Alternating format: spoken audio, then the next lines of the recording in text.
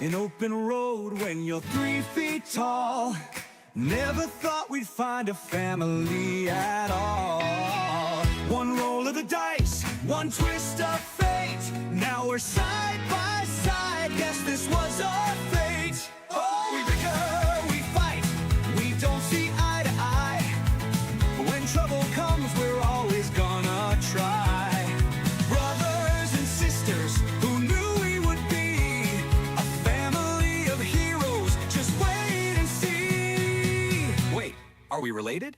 We push, we pull, we stumble and fall. Sometimes it feels like we don't know each other at all. But when the chips are down and we make our stand, together we've got half a chance. Even when the road gets rough and life throws down the odds, we've got each other's backs through every trap and fraud.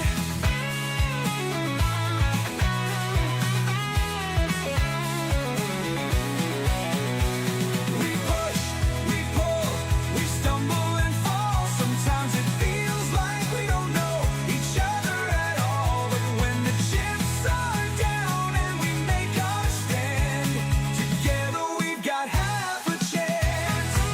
Hey, who ate all the rations? Not me. Not me. Okay, maybe a little.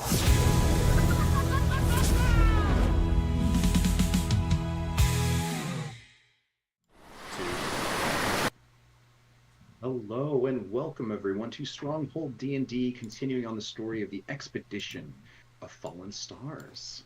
This is an opportunity for us to do some collaborative storytelling in the 5th edition Dungeons & Dragons style format game.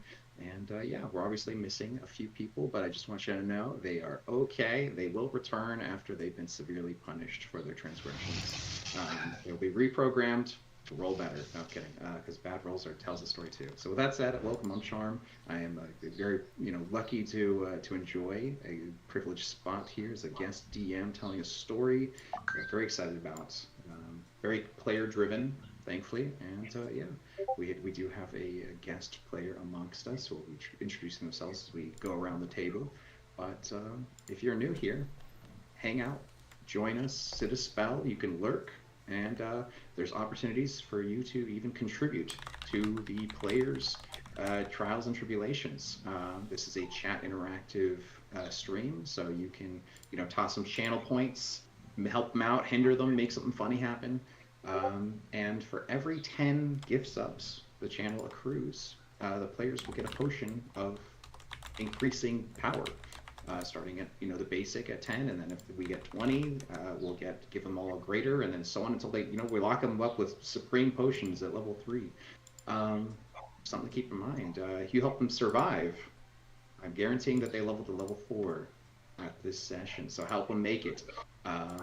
Even though I don't go by 3rd edition rules, which was anyone who dies doesn't get a level. Everyone else gets the level. Those are horrible rules back then.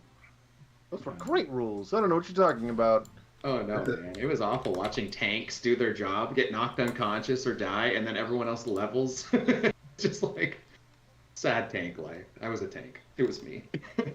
But that said, let's see. Hello, friends. I'm just gotta refresh my Twitch is lacking here.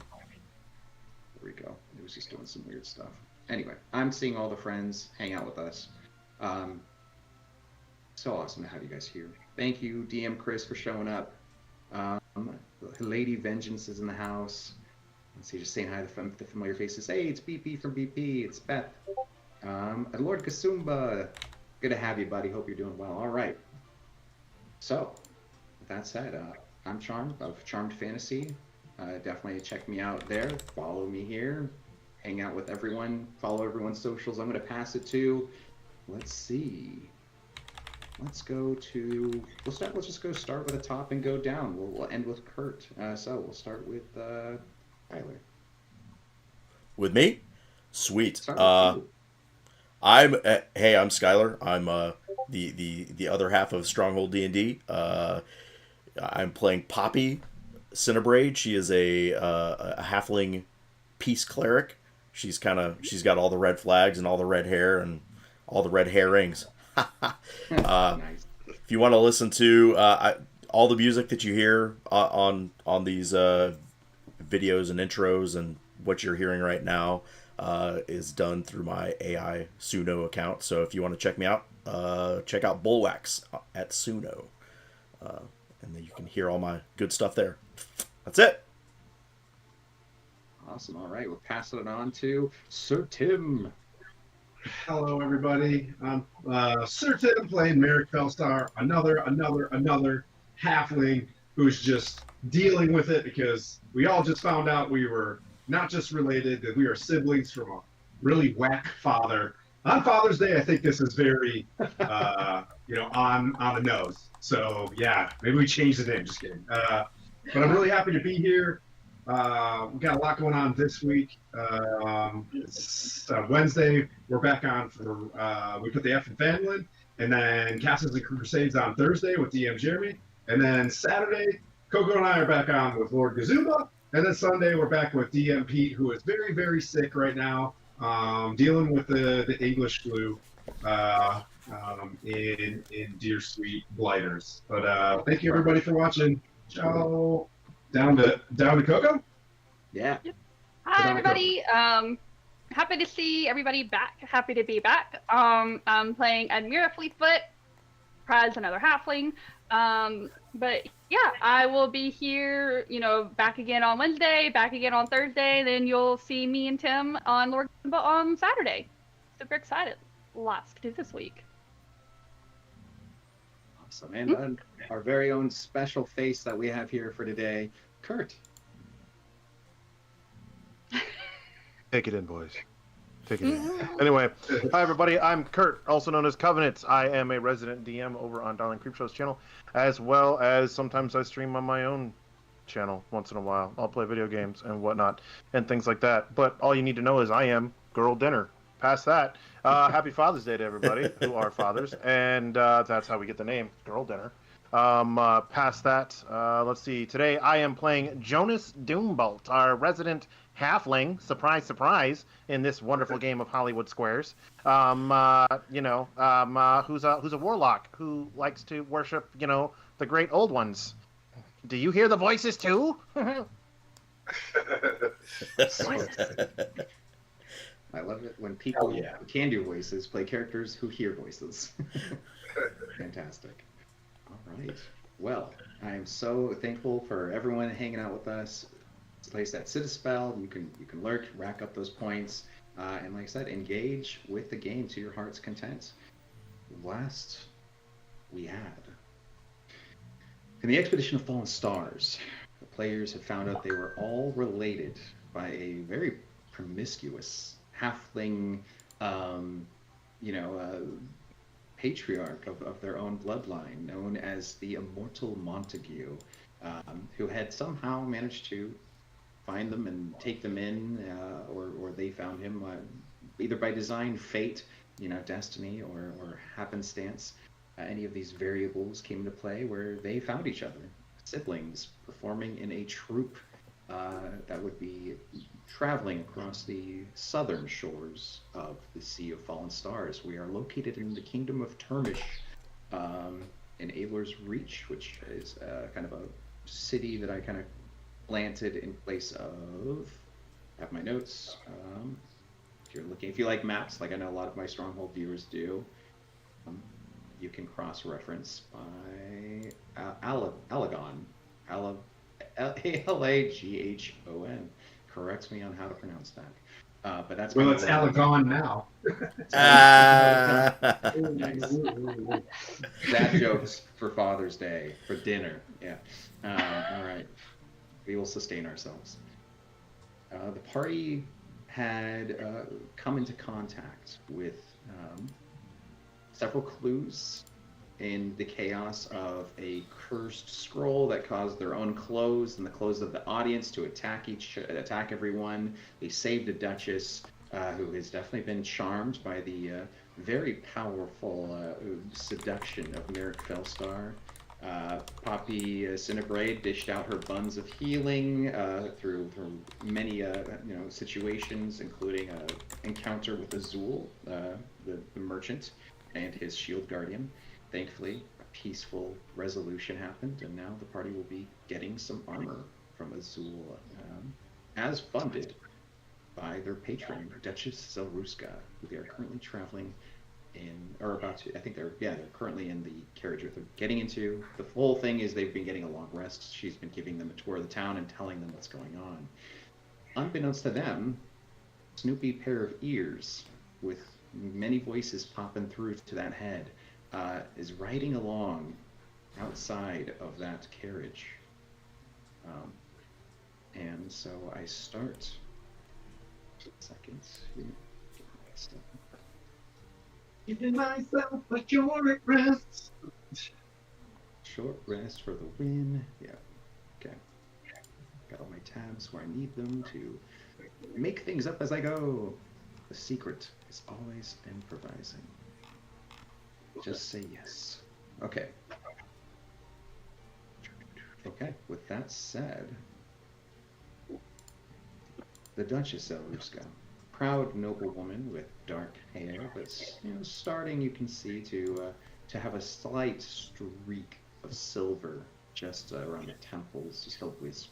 A woman perhaps too fashionable, too proud, or too uncaring to remove any of the dignity that comes with the privilege of being a long-lived noble of courts, especially in the dangerous regions of the Sea of Fallen Stars, where kingdoms have a long history of, well, war, battle, and dealing with even the own monsters of the sea, as we are on the coastal tiered town. She looks to each of you with intense and eyes that are very poised to be a person of dignity, control, charisma. But each of you, I think, with your passive observational abilities, can tell that even in the dimly lit, protective nature of what you assume is a even possibly armored carriage, there's a lingering scent of fear. A scent of ink, a scent of parchment, a scent of perfumes, a scent of leather, receipts, a sense of fine wood. But with more than just a flickering echo of worry etched on her face. She says, "We don't have much time." Or I have to do her voice now. "We do not have much time. I will be blunt. The criminal underworld in this city has grown bolder, darker than ever. I'm sure you're familiar, perhaps, with their reputations, but the most concerning things that have provided disquiet among my court is the mafia procured alchemical poisons and cursed blades that deal irreversible death. People slain by these weapons, even the best clerics of our time cannot bring them back." She stops, wringing her hands tightly on their gloved hands. "Imagine just one drop of such a toxin or one stab of such a wound stealing your life away, and your soul is sealed away forever. Or ruined, destroyed. We do not know, as we cannot ask the dead like we used to. Beyond the reach of resurrection, these weapons are dangerous. May I die any other way. That is what you might be facing with this criminal underbelly. And it's not just weapons." Her eyes kind of sink, her face looking older. "I fear infiltration at the highest levels. As I said before, government members had gotten ill and recovered curiously quickly without any sign of procuring doctors, clerics. I sense perhaps the problem with their shapeshifter threat. Well, we will be dealing with monsters wearing familiar faces, or at least that is what I deal with." Her voice dropping to a whisper, as if even the carriage might have listening ears. "This is why I turn to you now. I trust you. You have showed me the color of your heart, the spirit of your devotion to helping people, protecting people. Not just the noble, who could give you very, very, very much position, prestige, wealth, but you help the common folk, who I care for. You are uncorrupted, I think. The only ones I can be sure aren't wearing someone else's skin." She draws a steady breath. She opens a drawer that almost seemed like it wasn't even there, just perfectly carved into the beautiful interior of the luxury carriage, and withdraws a small sealed letter and holds it out to whoever wants to take it. It has the wax seal that you can see being offered, matching her signet ring. You got it, Tim. Okay, cool. She looks to you with a knowing nod and says, "There is one in the underworld who might know what is really going on, but he's very dangerous. It is he who thrives on secrets and shadows. He is known as the Duke of Dark Desires, Lord of Flesh, Eater of Hearts. In half-whispered rumors, he knows by many charming titles, I know."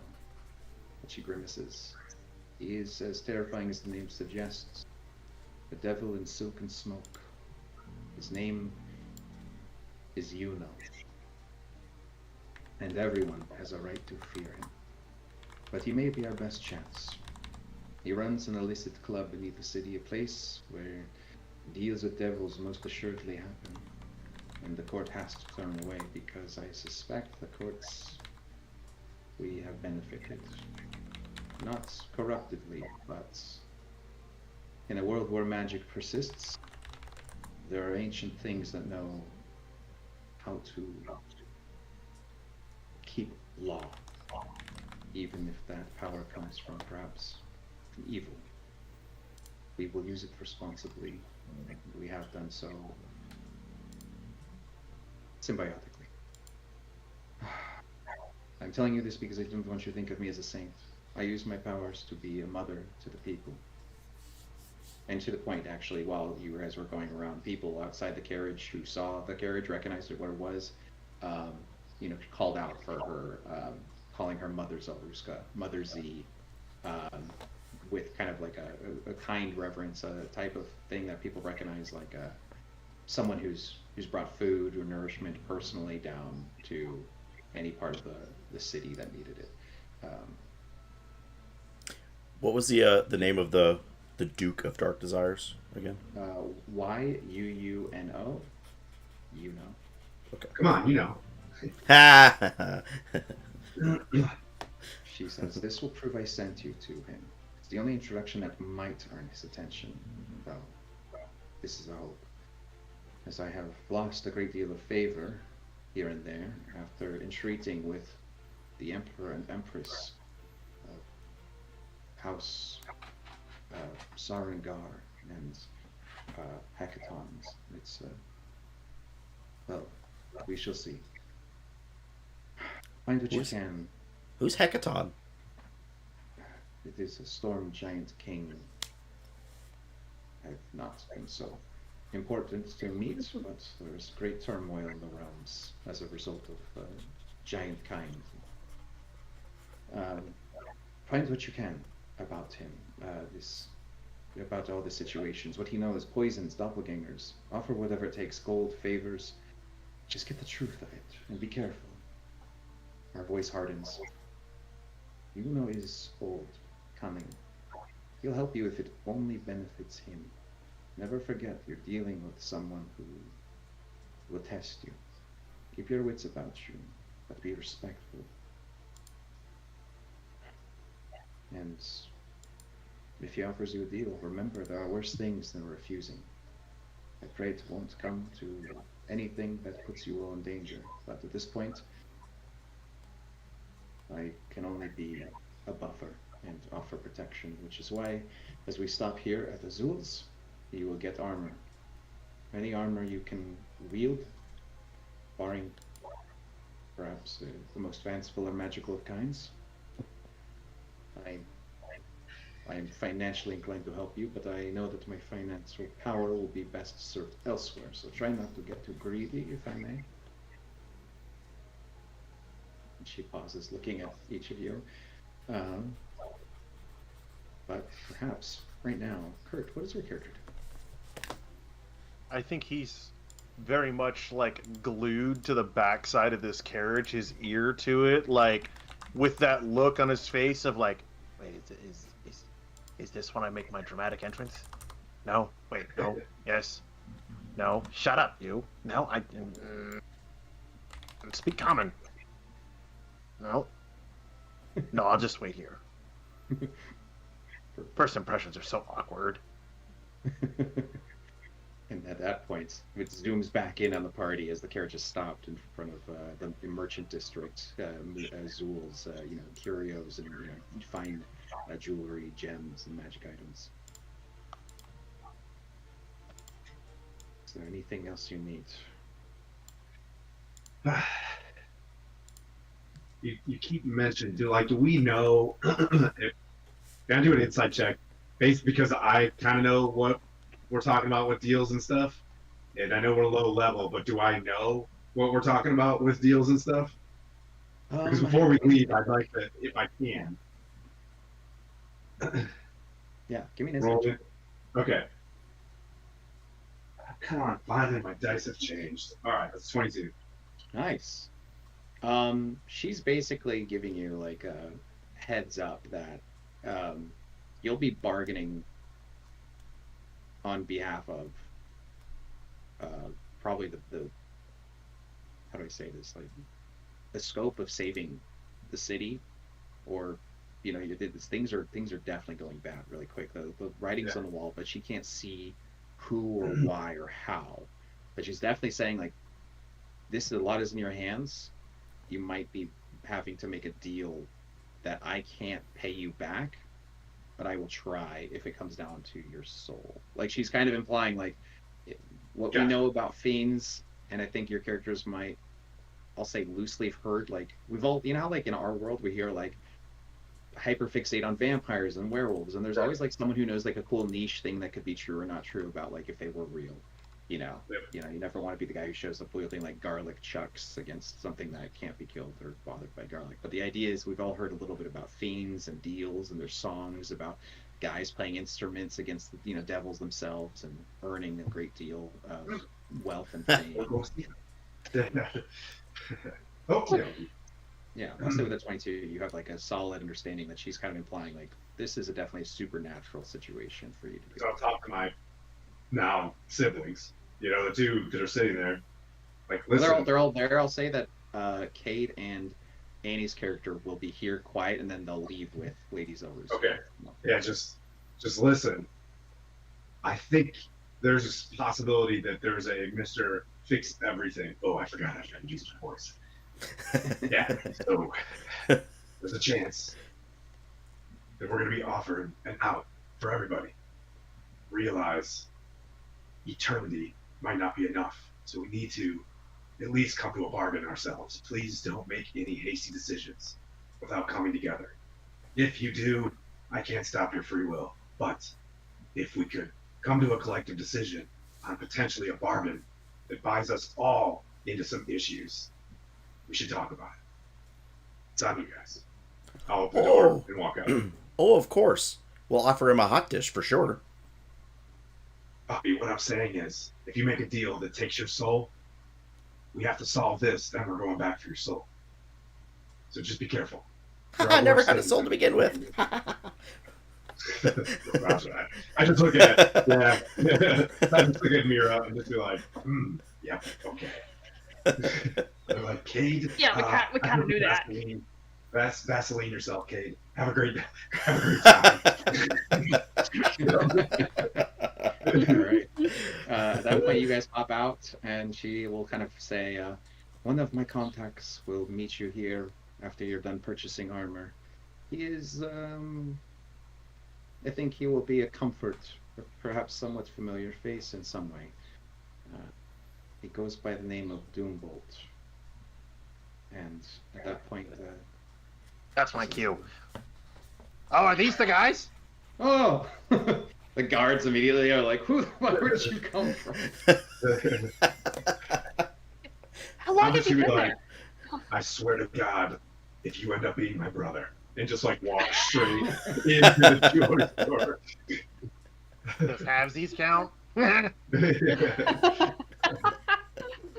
At the point she'll close her carriage, her guards will, jump on, like Secret Service, and Cade and Annie will be getting like a briefing for, helping her with the security for the annual masquerade ball this weekend, and we'll do that. Boom. Now you guys are together in front of Azul's shop, or maybe having just strolled through the doors with a pleasant ding, and Azul says, "Hi, oh, it's you." I'll pause there for whatever they want to. Thank you. Thank you for the shield. We're back. Thanks for the shield. This is great. Yeah, this is a sick robe. Then I'll flirt of like, I'll do the Dracula thing. Again, sorry about your shop. My brother really doesn't. He likes to ask questions after the fact. We all have a brother like that. Is that a different brother of yours? Is it the crazy eyes? No relation. We just met him. God, I hope not. I hear he's doomy. He's Doomy, doomy, doomy, doomy, doomy, doomy, doomy, doom. So wait, you guys are all like cuz brothers? Is that what's happening? Cuz brothers. No, we are legitimately related by blood. We have all the same father, different mothers. Man, your old man can light a pipe. Yeah. Was he We a have. plumber? No, he's a bard. He traveled and did concerts and then met all of our mothers on the way, and now we are where we are. We just met. Oh, so you're all coming together for some sort of like, I don't know, messed up family reunion? What's going on here? Like, Well, we didn't realize we were related until after we joined the circus, and after the Oh, yes, because And she's joining the kinda like- circus and finding out that you're relatives is totally like that happens normally. Well, that's what happened to the us. circus was, yeah, in a nutshell, yes, that's what happened. We all came to the same place, not realizing related that happened, and then here we are. Oh. So you guys need to get into the wild sex club, huh? What? No, Oh no. Ugh. What? not again. Wait, did you say not again? I mean, we already saw a dungeon thanks to our little brother, basically. So how can this be any worse? I mean, it's like a dungeon, just different. Are you guys talking about Fleshhold? Yeah, flesh hole. Not that I've ever been. I just couldn't help but overhear as you guys talk about your incestuous family issues, circus behavior. Why lie? You were there last Tuesday. No, I wasn't. This isn't a place to have such gossip. This is the place to sell things. I am selling things to you now. Not my body, but my things. Now buy. Fleshhold. Goodness gracious. Sounds I like kinda a. I kind of do feel a little sad Kate is missing this. He would have enjoyed this immensely. We'll have to bring something back for him. Oh yeah, there's That's definitely already souvenirs. hard. They stay with you forever. Oh, herpes. Dragon herpes. We'll hope we were not dragging any herpes there. We're pulling them out of there. Would those be called drippies? Derpies. They're called derpies. I mean, Wow. anyway, what can I help you with? Imagine we're going to be using the Duchess's purse. So we already got Um, the armor that we received as a gift, right? It's like Yeah, the you have I see everything you a- received as a gift. Okay. Yeah, including that note. Including the notes, indeed. Including- So you got armor, but not all of us got armor. Did Bobby get anything? I think anyone right now can basically add any armor they're proficient with to their inventory here. Oh. Gotcha. Oh, And that's basically like you guys got magic items from Dad, and the Duchess is funding everything else that you might need that's not magical. Gotcha. okay. So I can And put then- my leather back on that I was naked from. Huzzah! Yes. And do both. You can totally ride. You can mooch this situation. It's what like I'm gonna get some stuff too. hey, Oh, he like Merrick. he just starts Go ahead. like there's like vials of acid, and he's just like those are for later, and just like scoops them all into like a bag and just coconut oil. Yep, adding that. All right, and continuing on. Listen, you Hey. prepare for the mission ahead. Oh, I don't really want to know what mission you're preparing for with coconut oil. It's What? not flammable, so they can't burn it with fire like they do with grease. Stupid fucking wizards. the second best nut oil you can get. Yep. It's it goes great in some of my buns too. It Oh. does. Yep, no doubt. I know where that's going. And he turns and he just starts walking to another shelf. I'm taking Right. studded leather. I'm gonna see like as I grab like regular leather, I'm like, wait, any arm? And I'll just like off to the side. I'll just be like, hello. Studded leather. All right. 3 vials of acid for the not so suspicious Jonas Dubois, and would say a industrial sized tub of coconut oil. Oh my god. The kind You that say that now, I'll bet you it comes in handy. Yeah, it doesn't even faze me. We're definitely related. That's like got it. I love because you're halflings. Like a normal, it'd be like a somewhat reasonable amount, but in our halflings, it's like the I'm depressed ice cream carton amount. Like that's what. So like a gallon. Yeah, it's gallon like of a gallon in coconut his oil. hands. Yeah, it's like the equivalent of a Oh gallon. my goodness.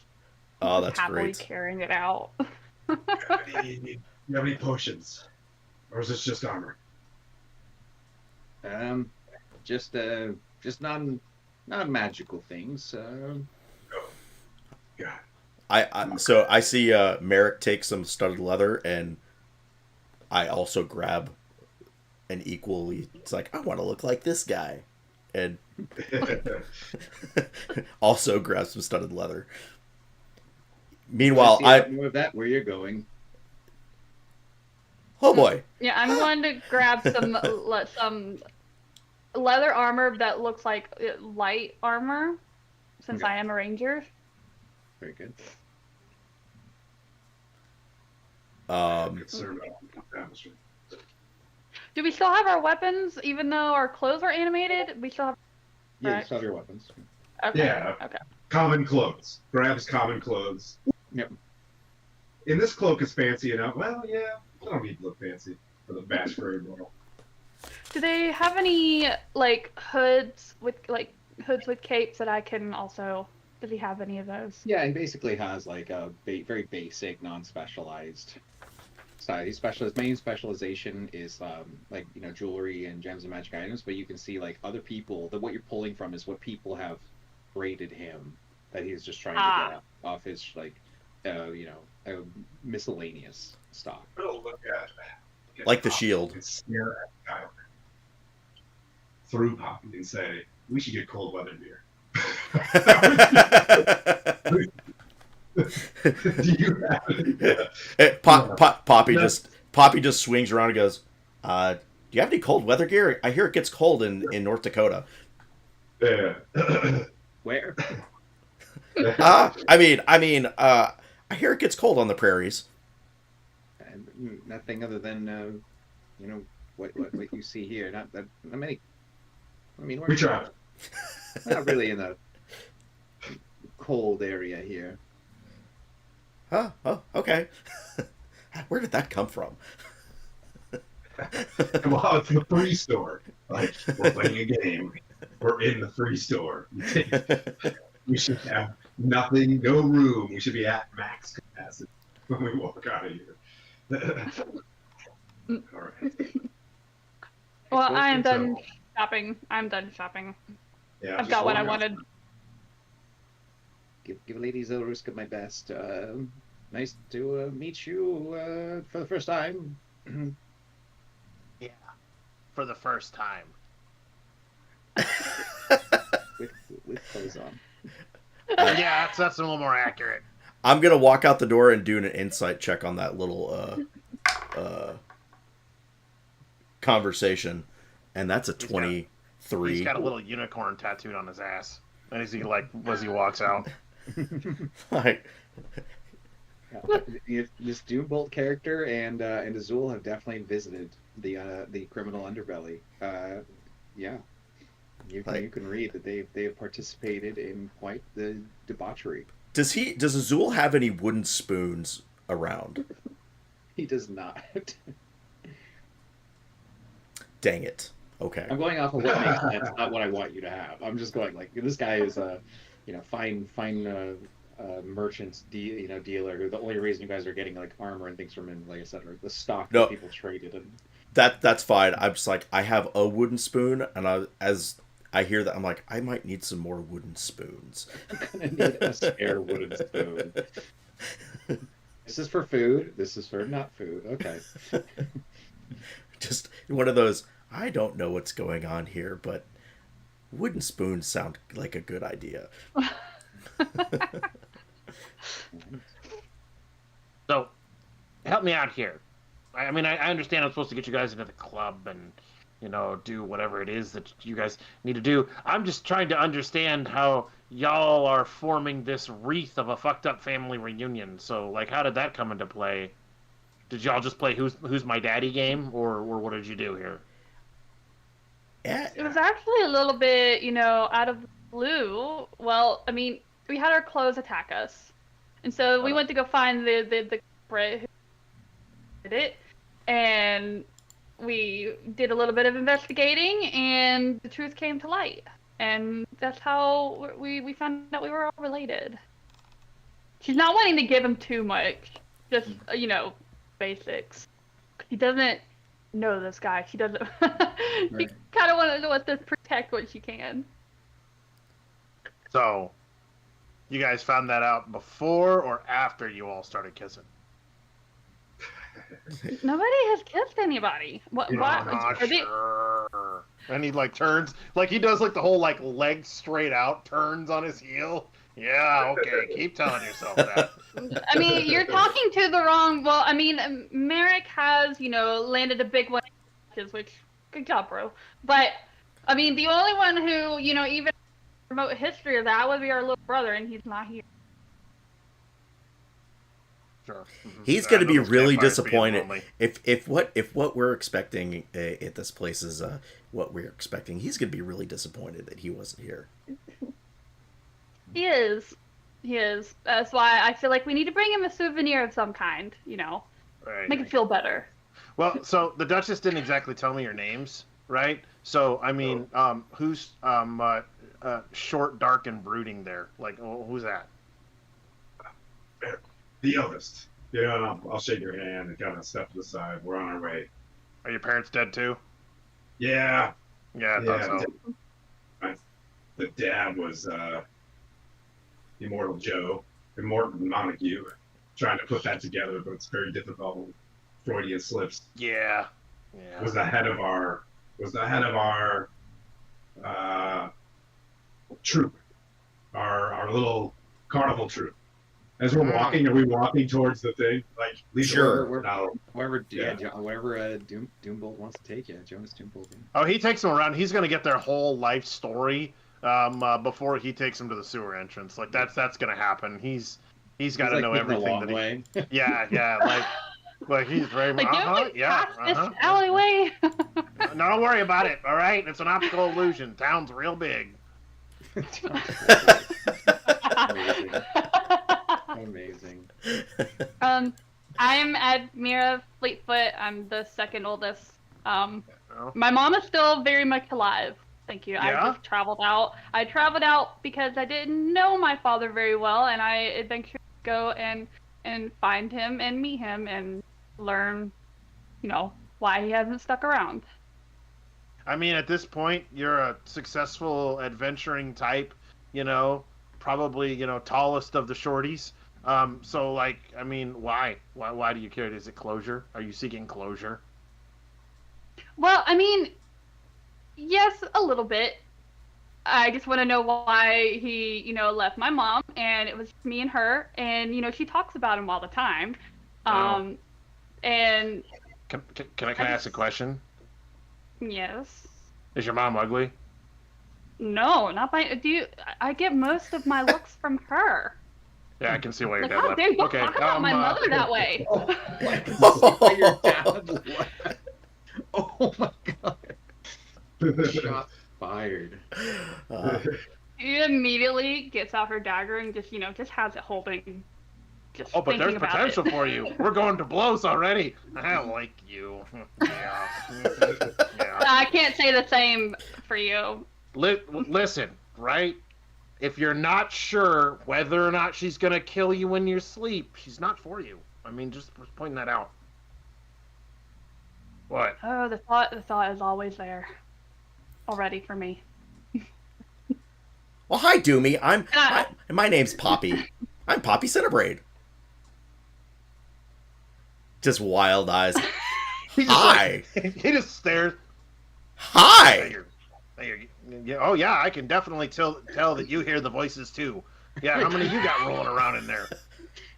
How many do you have? 7. All for each of the elder gods. What do you got?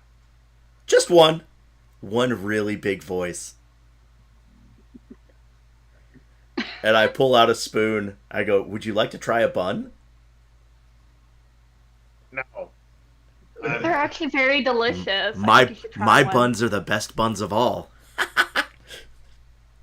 Yeah, But- you're gonna have where we're going. You may reevaluate that. Okay. Yeah. Well, The important question is whether you choose the left or the right one. Well, they're both yeasty and warm. will you take both of them, put one on either side of your face, and just?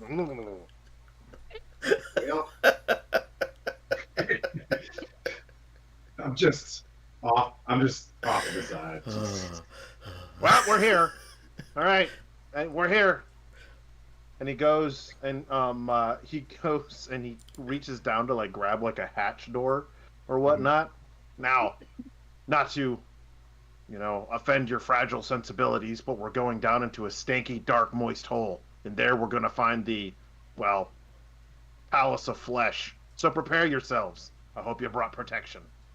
And I think he like opens it up in such a way that like the absolute stench of the sewer just blasts them entirely, and just is like, yeah, it's like going home. Oh, So this is boy. what Cade smells on a daily. Ugh. Ugh. Yeah, I bet he would enjoy it. I really wish he was here. Are we in, Charm? We're We in the- into the in the sewers. tunnel? All right. Yeah. Nice. Scene change.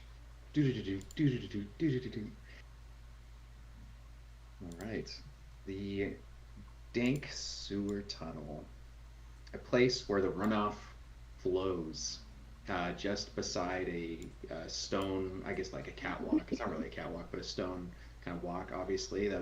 During the size of the tunnel and the wash is really good for storms and things of that nature, but it has been, like I said, raining on and off this, since you've arrived, and so there is a continuous push of detritus and runoff from the streets and things like that, for the most part, that you imagine just goes to some part of the Sea of Fallen Stars. But here is a place where a very thin, I'll say closer to 3 to 4 foot, side path is all you can really balance on. As the water is, you could only guess by the semi-circular, bowl of the runoff slope, maybe at some points 8 feet deep, and about probably just as wide. So you're kind of dealing with like a 10-foot wide space where you're kind of forced to the very furthest, most right 2 to 3 feet of it. And I need to know who's in what order, for no reason whatsoever. For no reason. For reasons. I don't mind bringing up the caboose. Perfect, Scott. Bringing up the rear. Phrasing just isn't a thing here, apparently. All right, so I think that Jonas, knowing the way, would lead the way. He's a little less afraid of what's down here, as he's well aware. He's made friends with a tentacle monster, no doubt. I mean, on an occasion, I'm sure there's definitely something of that nature. I worship a tentacle monster. I would think that I would be friends with a tentacle monster. What do you want, Is one of the voices in your head a tentacle monster? No. But I do have one named Barbara. She's real annoying. Barbara.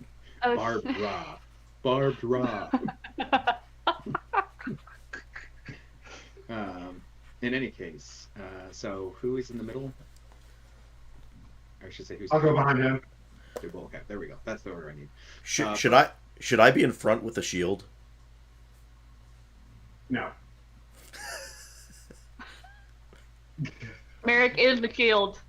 Are you feeling Okay. like a tank? Huh? Are you feeling like a tank? No. I just have a shield. I just have a shield. Then you can be the rear shield. You're the behind shield. Put it on Yes. your back. Yes. I can't see around it. That's how big it is. Yeah, it's okay. I got your behind. I got behind you. I got your behind. Nice. Y'all are a very dysfunctional family. Thank You're- you. you're a- That's like the nicest thing you said. You're also very dysfunctional, apparently. No, I am Are you quite sure we're not functional. related? Yeah, I'm kind of wondering if we are related by chance. I mean, he would fit in very well. You see him grab the back of his robe and flick it up over his head, and then he crosses his arms and leans against a wall and just kind of, yeah, I can fit in. Yeah. He immediately rips the sleeves off of his robe. Yeah. Yeah. It's like looking in a mirror. Oh, I get what you're doing. With cameras, I'm distracted. All right. That's the point. Sunset. Tell that I was thinking very hard. Sunset has since fallen.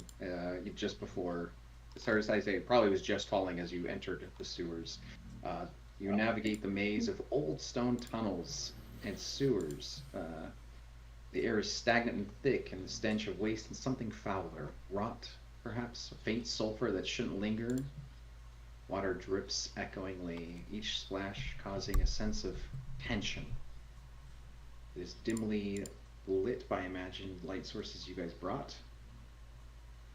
Oh yeah. I'm going to take my. Wait, light acts differently now, doesn't it?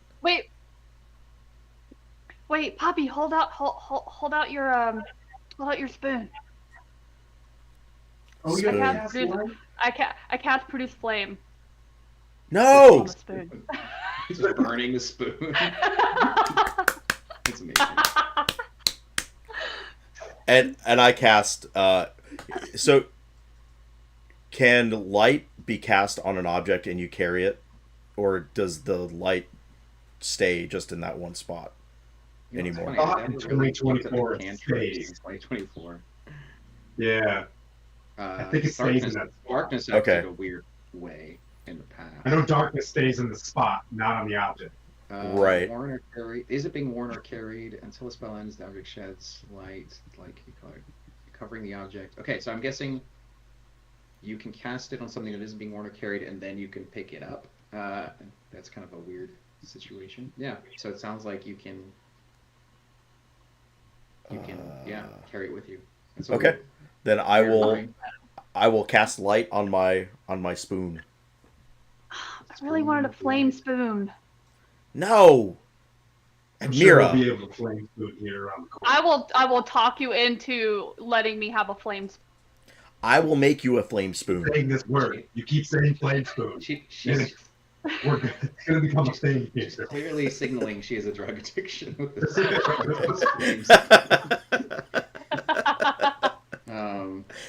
All right. So now with the light of the dim light of the flame spoon, casting shadows on the mold and slime slick walls. Vermin skitter out of sight, and the walls go from stone to something ivory. White, a catacomb of skulls and bones, much like the French underground, where you guys can see there's just stacks of mortar, stone, and bone skulls along the wall to your right. The kind of right, like the faces, like you can't really get away from them because as you go to avoid falling into the sewer runoff, you have to like cling to the wall, and your hand kind of being there going like, okay, the stone is here, it's a little slimy too, like my hands are in the nose of a skull. Human sized. I accidentally cast Spare the Dying on one of the skulls. No. No effect. She meant well. It's the thought that counts. There is. I would like to. Oh, go ahead. Oh no, go ahead. Yeah, I would like to do the thing, like look for traps, be perceptive, and kind of while he's leading the way, I just want to make sure that he's on par with what he says he is. So, like to at least, I guess, look for traps. And I will cast guidance on you.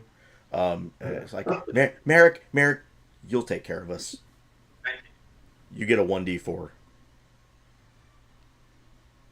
D&D Beyond turned itself off.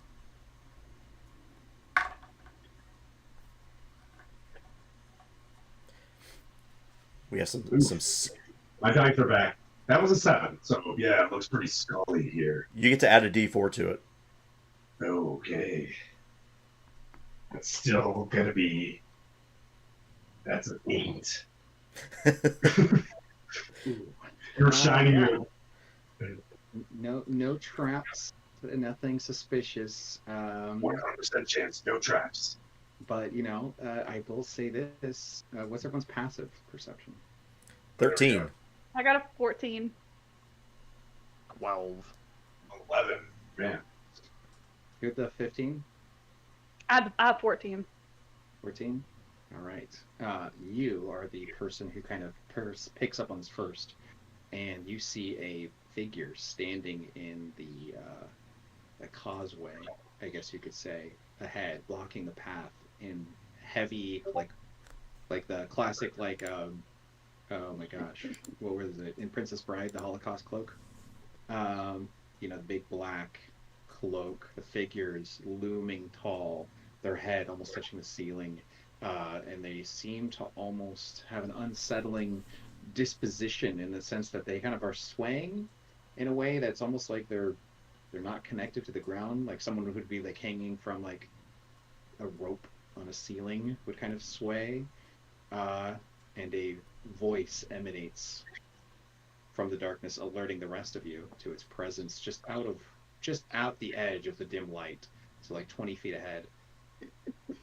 Turn back now, if you wish to live. Dude, is this your friend? What? Yeah, what is this? Never, no one, Doombolt has never seen this before. So you can see this too. Well, I mean, I'm gonna make an educated guess using Arcana. Yeah. Lucky green die. Lucky green. ooh. It fucking A. 20, natural 20. My Plus 21st 3. roll. Let's go. Lucky green die. I know Okay, everything nat about 20. this now. I'll ask first. What is your character's first thought, and I will tell you what the following thoughts are from the whispering voices. Oh, that looks like Hangman's Folly. Those poor souls that are meant to be dead, but they're not dead, and for whatever reason they linger around. Oh, like 3 raccoons in a trench coat. No. More like 4 kobolds in a ball gown. Oh, New band name. Anyway, you have that thought, and then immediately the voices, almost like kind of planting arcane and eldritch knowledge, kind of say to your mind, simple tricks, simple illusions. This is simple magic to defy, to deceive. This is no ghost. And you kind of are being like taught that it's like an illusion, or maybe an unseen servant with a large cloak on, but something that's basically like harmless.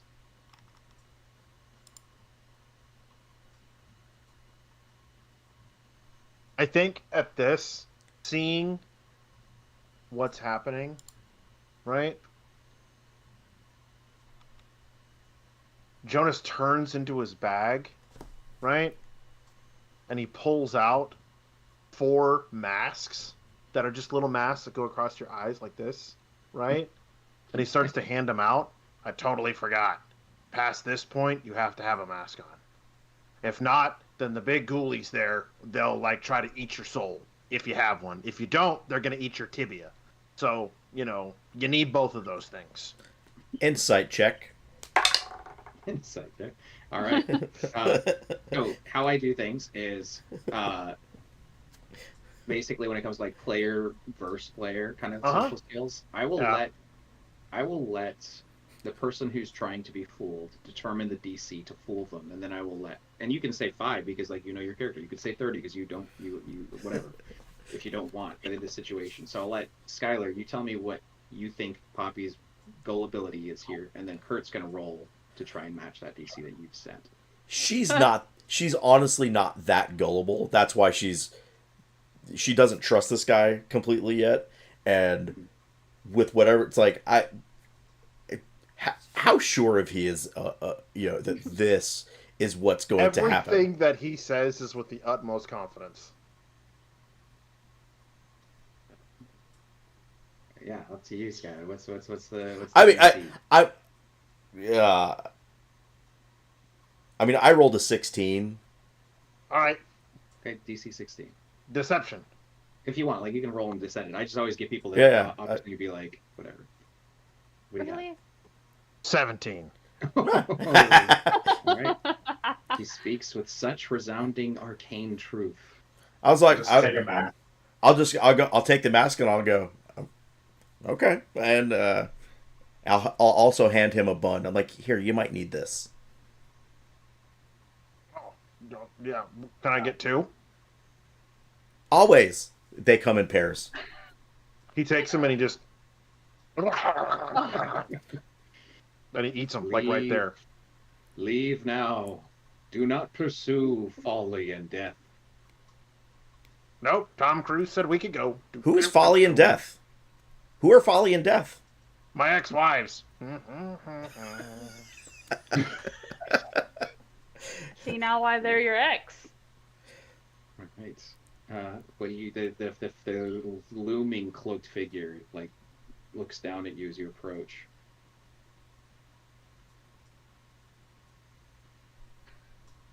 The looming cloaked figure looks down at us. Yes. Oh. Their head kind of looking down at you, blocking the path, like as in their head is like almost touching the ceiling. The bones on the wall seeming to smile.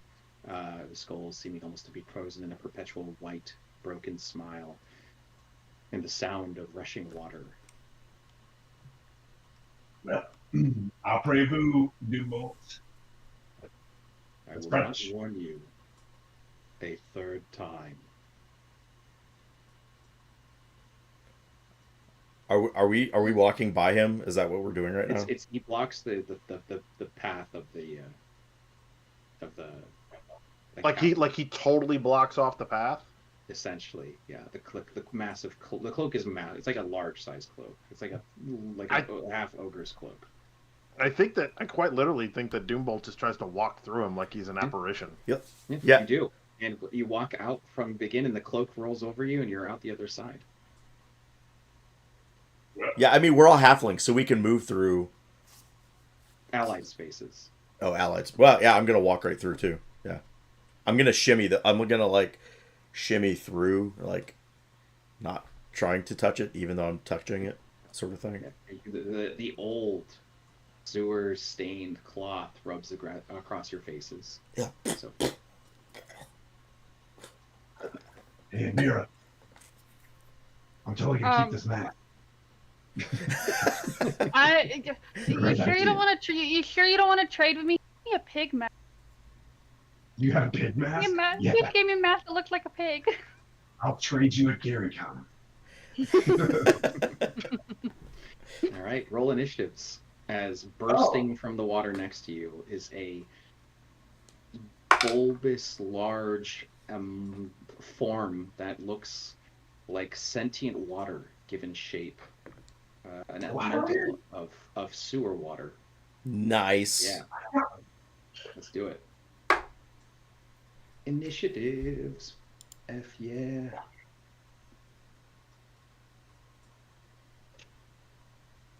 These guys kinda suck. These guys kind of suck. Good luck. Sewer water elemental.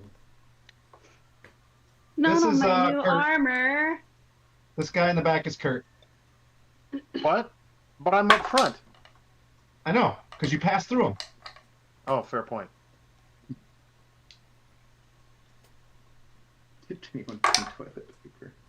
Always. Wherever you go. No, but I brought my towel.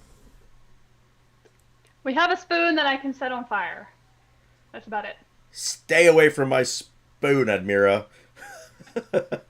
Now she knows that's one thing that she can really do. She just feels like in an irritating mood that she can irritate Poppy while trying to set her on fire. Scott, can we go with battle map? Oh yeah. Battle seed. Here we go. I guess you could say Poppy's tired of Mira inquiring about her spoons. I need to fix a couple of cameras here. I did that once, Lady Vengeance. I described the whole scene as like, yeah, the air is, like highly possibly filled with like explosive gas, and then one of the players was like, I cast fire something, and they just ignited the air and created this like almost party kill. It was wild. I try not to do repeats, but that would definitely have been a thought I had. Be like, sorry, we blew up the sewer system with a spoon. Very, Like, very what? Indiana Jones.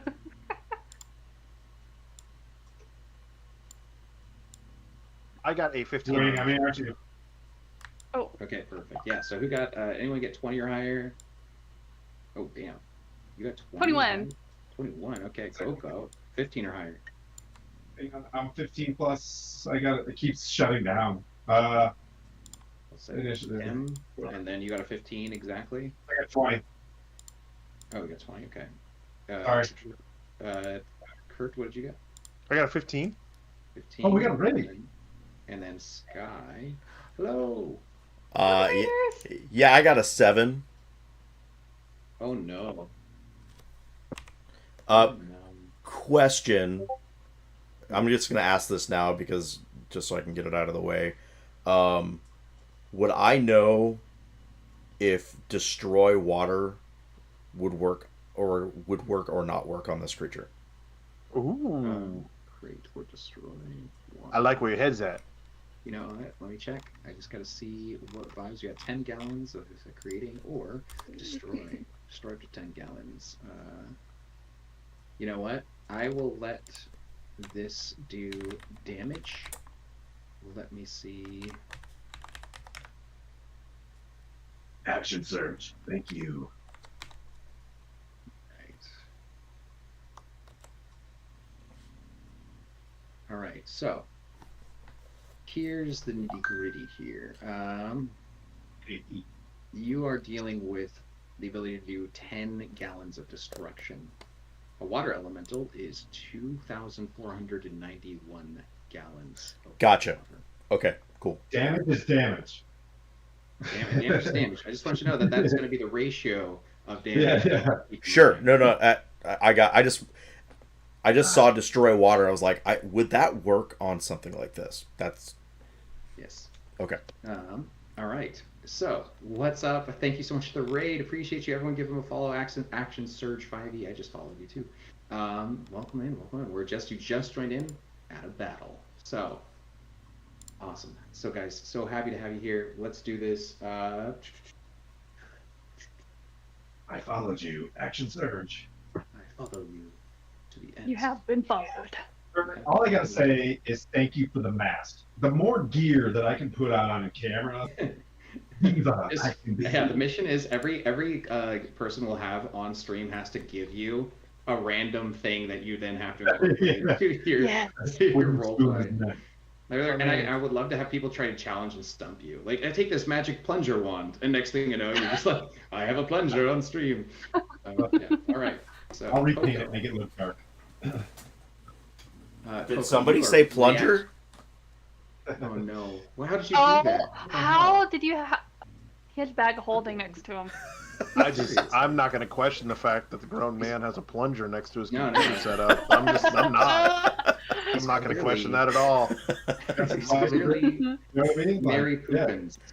It's Mary Poopins. Mary Poopins. Pulled it out of her bag. All right, so Coco, you react supernaturally fast. This thing burst out of the water, constant swirling. I think Avatar: The Last Airbender, a swirling 10-foot by 10-foot, like almost like pushing you guys completely back against the wall of bones, and as like pretty much as wide as almost you guys are in a line. So. So when I see it starting to form, I'm immediately going to cast Starry Wisp and hurl it at it. Okay. What does that do? And if it's a ranged attack roll, I believe that's disadvantage if you are within a creature's reach. I'm gonna close that window.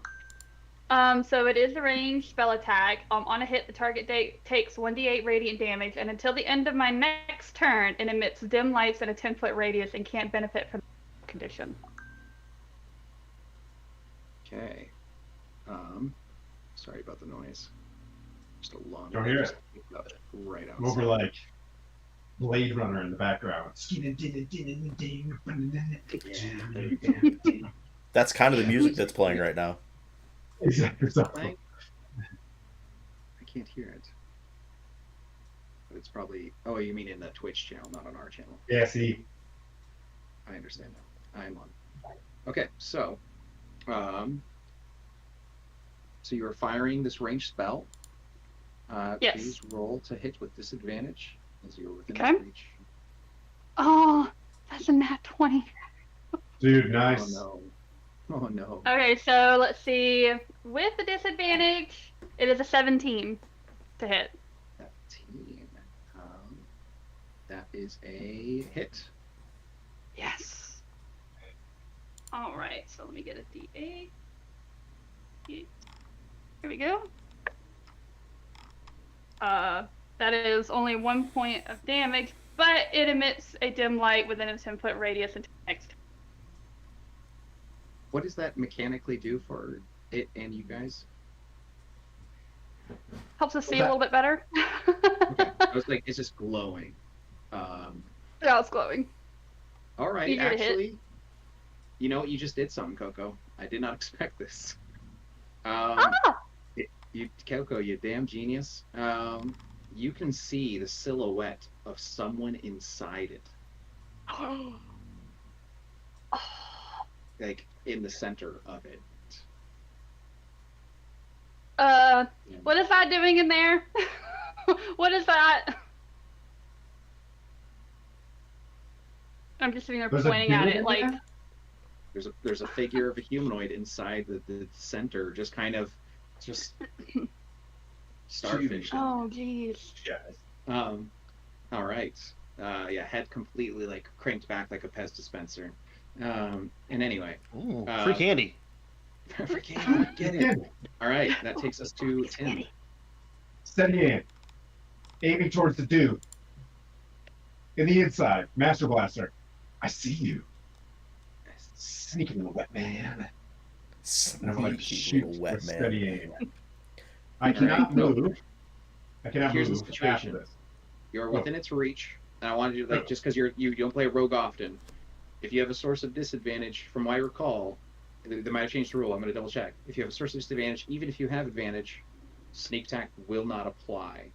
And it occurred if you're a DM, I think you're pretty well versed, perhaps as well. Is that something you're aware of? Sure. We'll go with it. Then I'll look at So it. if you're pursuing sneak attack, my recommendation is to get out of its reach. You as a rogue can do many things to do that. I don't want to tell you how to play your character, but I'll say if you're trying to get but sneak I attack, also have my rapier, and I'm all up in the mix right you now. can get sneak. You can get sneak attack just by reaching and stabbing. Yeah, absolutely. Yeah. I'll because I haven't used the rapier yet. I'll be like. Yeah, and with steady aim, you can do steady aim on a melee attack, right? Or is that only? I believe so. Let me just read it. You give yourself advantage of the next attack roll on the curve provided. Yep. So I just I see him and I poke him. Poke the water elemental. Doesn't mean I'm not gonna get killed by this thing in melee, but I'm like standing straight up doing that weird straight hip thing. You know, the fencing thing. Yeah. And that'll keep me steady. So that's a grand total of a lunge. A very short 24. lunge. You can't step the full lunge. All right, 24. Wait, arm in the air? Arm in the air? Arm hitting all the bones. Oh yeah, this thing. Just knocking like all these skulls into the air.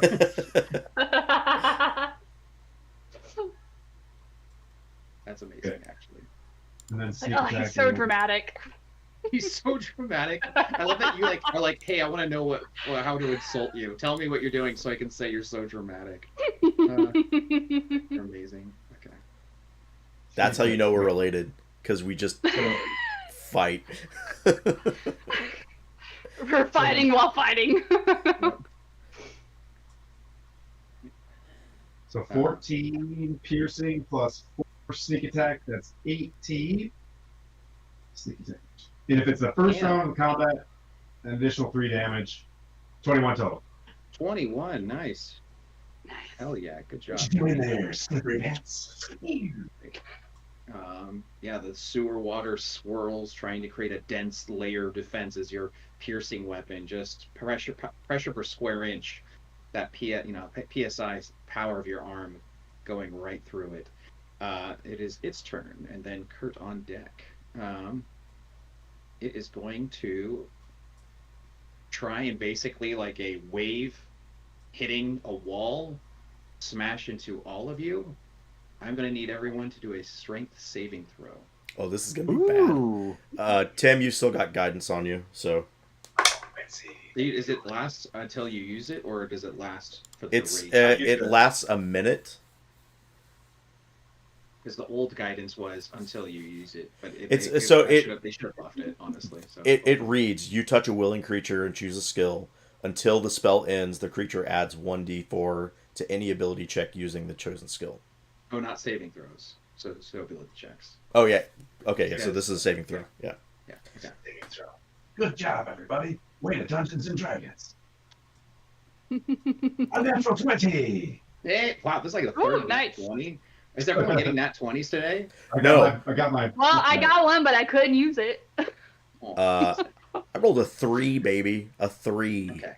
Good. Oh, Good. Poppy, 15. looking pretty sloppies. Sloppy Nice Poppy. sloppy. Poppy Poppy. Oh, you got it. Oh, yeah. Okay. All right. So, I got a 15 on the save. 15. Okay.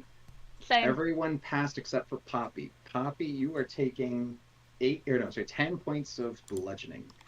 Everyone else is taking 5. As then Poppy is pulled off the wall and thrown into the sewer waters. Unless you have something. Question: Yes. is this an attack or an ability? This is an ability. It's not an attack roll that it is made. Oh, nope. Think of it as like an AoE spell equivalent. Nope, Well, it this does not was say from an attack. It says whenever I take damage.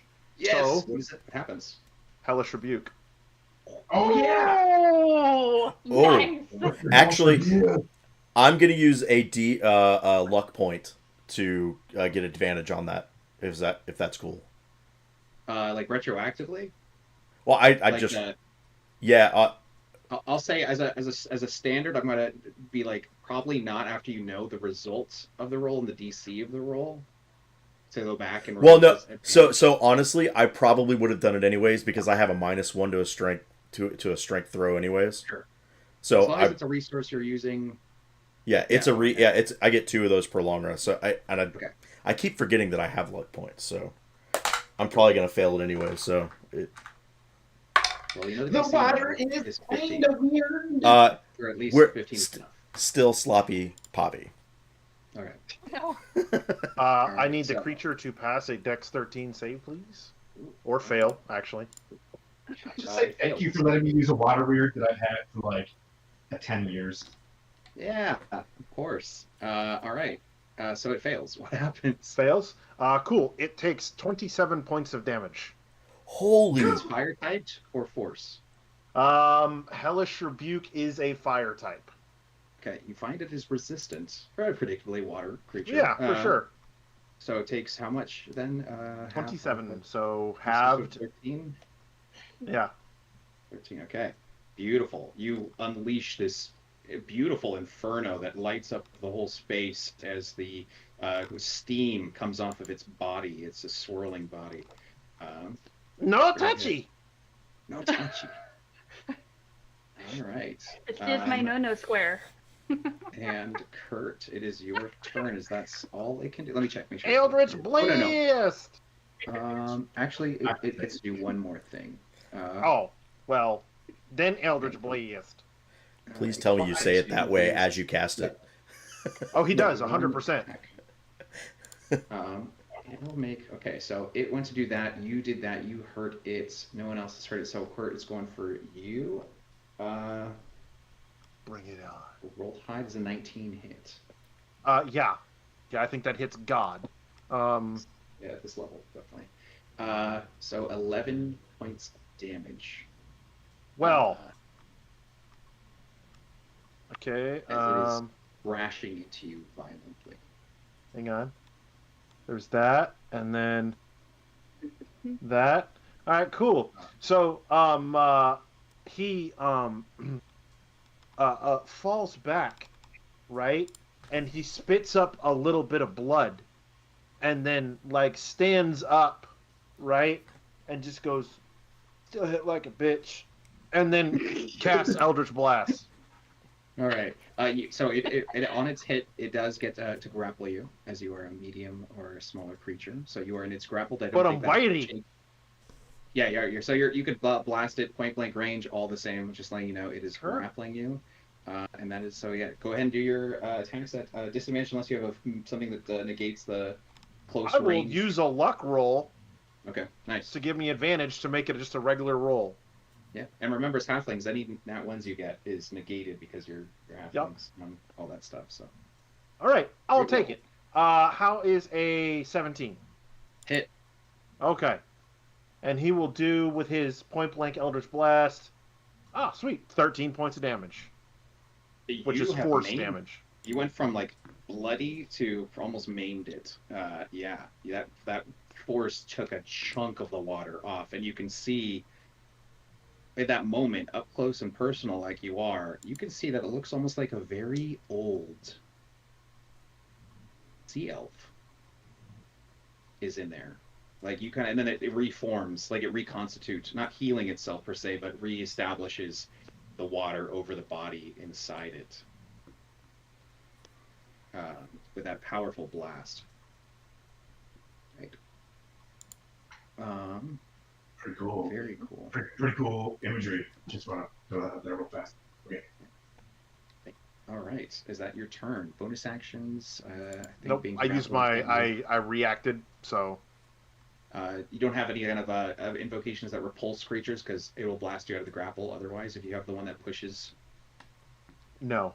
Okay, cool. Just checking. All right, cool then. Skylar. This thing's hurt very badly. Yeah. I'm also it knocked the shit out of me.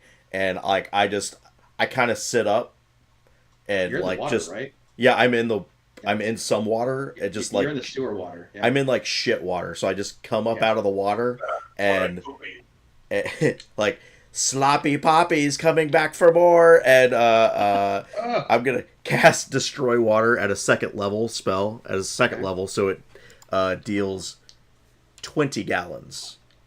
Okay, I respect it. Of I'm damage. gonna use a cool resource here, so you get to do. Oh, this is fun. This is some fun math. Okay, so 20 gallons.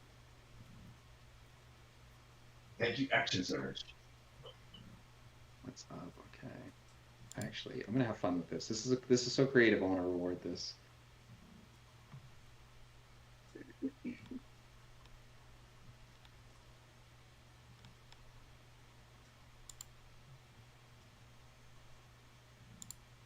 I do some quick math based on its health versus the gallons and how much I should do here.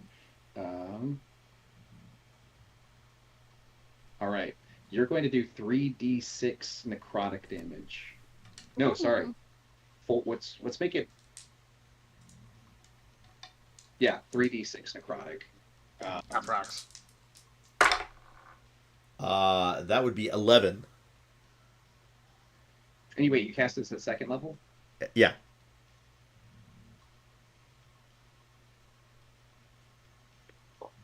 First level. You get an extra d6. So 4? For upcasting a 4d6, yeah. So 4d6 here. So what did I say? 11, 15 total. 15 total. You watch as you are stripping the water away with a type of magic that's like desiccation magic. Like the way that like you would create a mummy or dry a corpse, you are unraveling the moisture of the sewer, being's incredible, powerful body.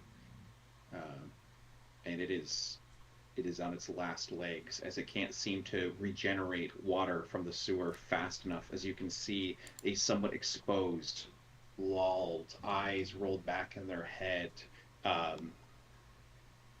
old sea elf, like a by elfin standards, this person's probably centuries old. I will I will then climb out of the water onto whatever's dry. Yeah, I'm sure there's no yeah, dry, there's not but really any dry, any yeah. but But at the like very least, onto a ledge of sorts. yeah, that does not provoke because you're still within its reach, so you're okay as you pull yourself up. Actually, you do need to. I apologize. You do need to do an athletics check because it's a wet, like a half, like Oh, a skating, well. like half bowl. Or Yeah, that's a whatever. nat one. So Hey, zero. you're halfway. So is zero. You're Oh yeah, halfway. yeah. Halfway. Oh yeah. Don't forget the whole theme. It's still a 4. You definitely try to scramble out, and it's just your poor little halfling form. I slip back. Forwards. I slip back down. Yep. Just oh god, nope. All right. Coco. This thing is one hit KO away. If you land the shot, you probably got it here. I mean, as long as it's not like 1 hit point, because you did 1 hit point last time. Right. Then I'm going to try to I'm gonna shoot an arrow at it and try the old sea elf. You're going straight for the person inside? Yeah, go for it. Well, kind of like hit him in the shoulder because I'm hoping it'll like either break his concentration or kind of like knock him back a little bit. So that's what I'm going for. With disadvantage, range attack within melee distance, unless you want to get out of melee distance, but that might provoke. You always have options. Like it's basically try to take some damage to get a clean shot, or just to risk the possibility of rolling blood. I will take the disadvantage. I have a really good You're a trained professional. bonus. Yeah. Okay, so that is going to be a hit. Okay. What is it? It's an arrow, the short bow.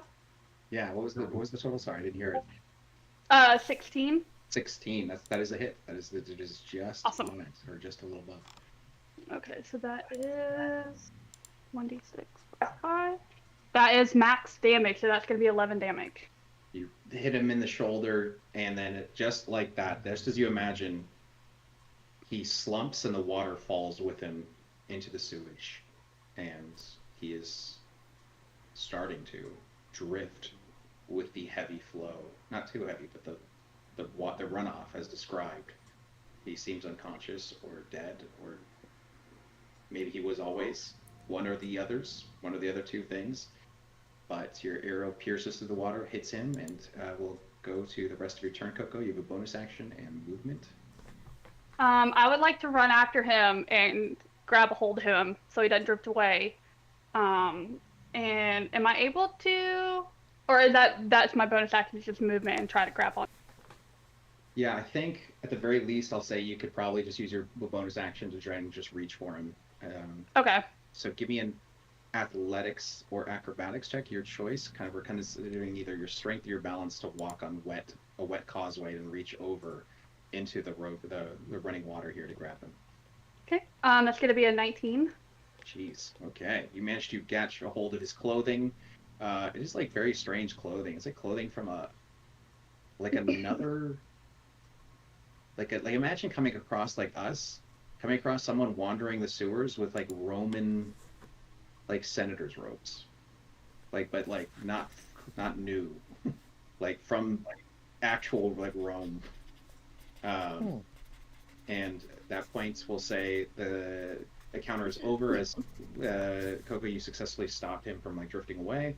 So we'll say you could pull him up, and then we'll say that Poppy, with some help and effort, you can pull yourself up, and no one is under threat of drowning, but you all stink like shit. Well, kind of figured that would happen, but at least we're better off than Poppy.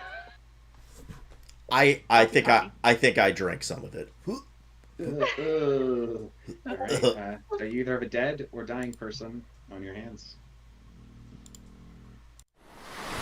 You got 0 hit points. Wait. Medical check? See if he's alive-ish? Oh no, I'll cast Spare the Dying on him. I was gonna do that too. I have that. Nice. All right, you both, EMTs roll up, spare the dying, and you can tell with your magic, he is alive. Stabilized at 0. Well done.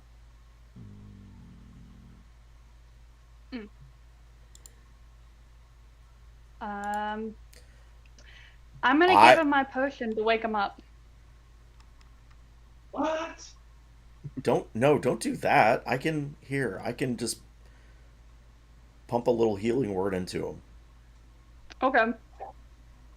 I'll just Tux, thank you so much. $50? My gosh, 98. Wow. Heck yeah. Thanks, Tux. Hope you're feeling better today. Seriously. Yeah, I'll pump a healing word into him. Isn't healing word like an area of effect? No, it's a bonus action Okay. on a creature. Healing spirit, maybe is the AO. No, it would be prayer of healing that gets. Prayer. Mm-hmm. Trying to keep up with all these healing spells. All right, he comes to consciousness. He doesn't get much, but it's like 6 that he gets back. He comes to consciousness, and his eyes are without pupils, without irises. They are bone white, or even whiter than bone white. The bones around you are almost yellow compared to the whites of his eyes. And you can't tell where he's looking at any given time, but he kind of turns his head up at all of you, and he just has this kind of expression of anguish. And Mira. Oh, go ahead. Can you hear us, old elf? He nods. Can you speak? He opens his mouth and reveals no tongue. A terrible remnants of it being cut out. Oh, well, my interrogation method was not going to work. I look at Doomy and goes, "Is this Sicily?"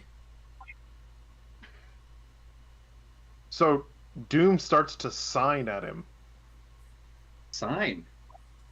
He puts his hands up, shaky and wrinkled and knotty, like the way that like a swollen elderly person's hands seem almost like more of like a gnarled branch around the knuckles, and he will shakily respond and sign. What do you say to him? I basically just ask him, "Who are you?" He says, "A warning." What kind of warning? Your friends. You all go to make deal? Yes. You all go? He says, "Too dangerous. Please don't. Things are happening that need people to not sell souls, to not lose souls."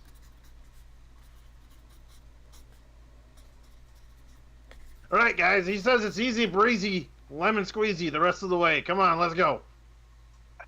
I'll do an He insight just pats him on the shoulder. He just signs pats him on the- frantically. He He's just like, pats him and says, "Yeah, no, we know. Have a good time. Yeah, we're double wrap it. Got it. No problem." All right. That's amazing. Okay, what is the DC you guys want to set for this amazing and beautifully done lie? Honestly, there's a grace to this deception that I have to admire as a DM. Amazing. Here, I'll roll deception on it. I don't care. Yeah, I'll say you had advantage because that was so tastefully done. You said I get advantage on it? Yeah. Okay, so that's going to be a 23. You guys feel like your DCs would be 23? You could roll for it. Is it insight? I'm not even gonna try. I just looked like he was. To me, he just looked like he was flailing his arms. Yeah. There's no way I can get it. All right. I Oh yeah, I'm this guy my- was just telling you all, be careful, double wrap it. This is a strange place. It's pretty gross. Not gonna lie. I Well, would like to. You said he's an elf, right? He's a sea elf. He's got gills. But he would, still understand Elvish, right? You don't know. Hmm. You can speak to him in Elvish. Excuse me. I would like to lean down in his ear and whisper, should we go, still travel ahead, just nod, yeah. He does not nod. Okay. Alright, well. We gotta trust this guy, I guess. Yeah, seems basic. Doomy, Yeah. is there a place to to take a bath in here? This is gross. he gestures Can you to the create sewer water? That's just the sewer water. Like, yeah, right there. I just came out of that. This is gross. Well, okay, fine. There's like a duct that the fresh water comes through, and it's just a little bit up the way or whatnot. But I think there's like a dire salamander that lives in that tube, so just be careful. Okay. Yeah, no problem. Yeah, we already took our short rest, right? We're still on Yeah. the same combat, Yep. kind of. Yep. All right. Noted. I can't take it. I took all my short rest. Yep. Well, this is perfect. We just continue going on, I guess. Continue moving. What do you do Forward. with the elf? Do you leave him? Do you bring him? Are you kidnapping someone, I guess? I think No, I put like 5 gold in his hand and just kind of like pat him on the shoulder and be like, "Good luck, buddy." And let him And he just, just, goes down the. Yeah, just let the current of the sewage take him.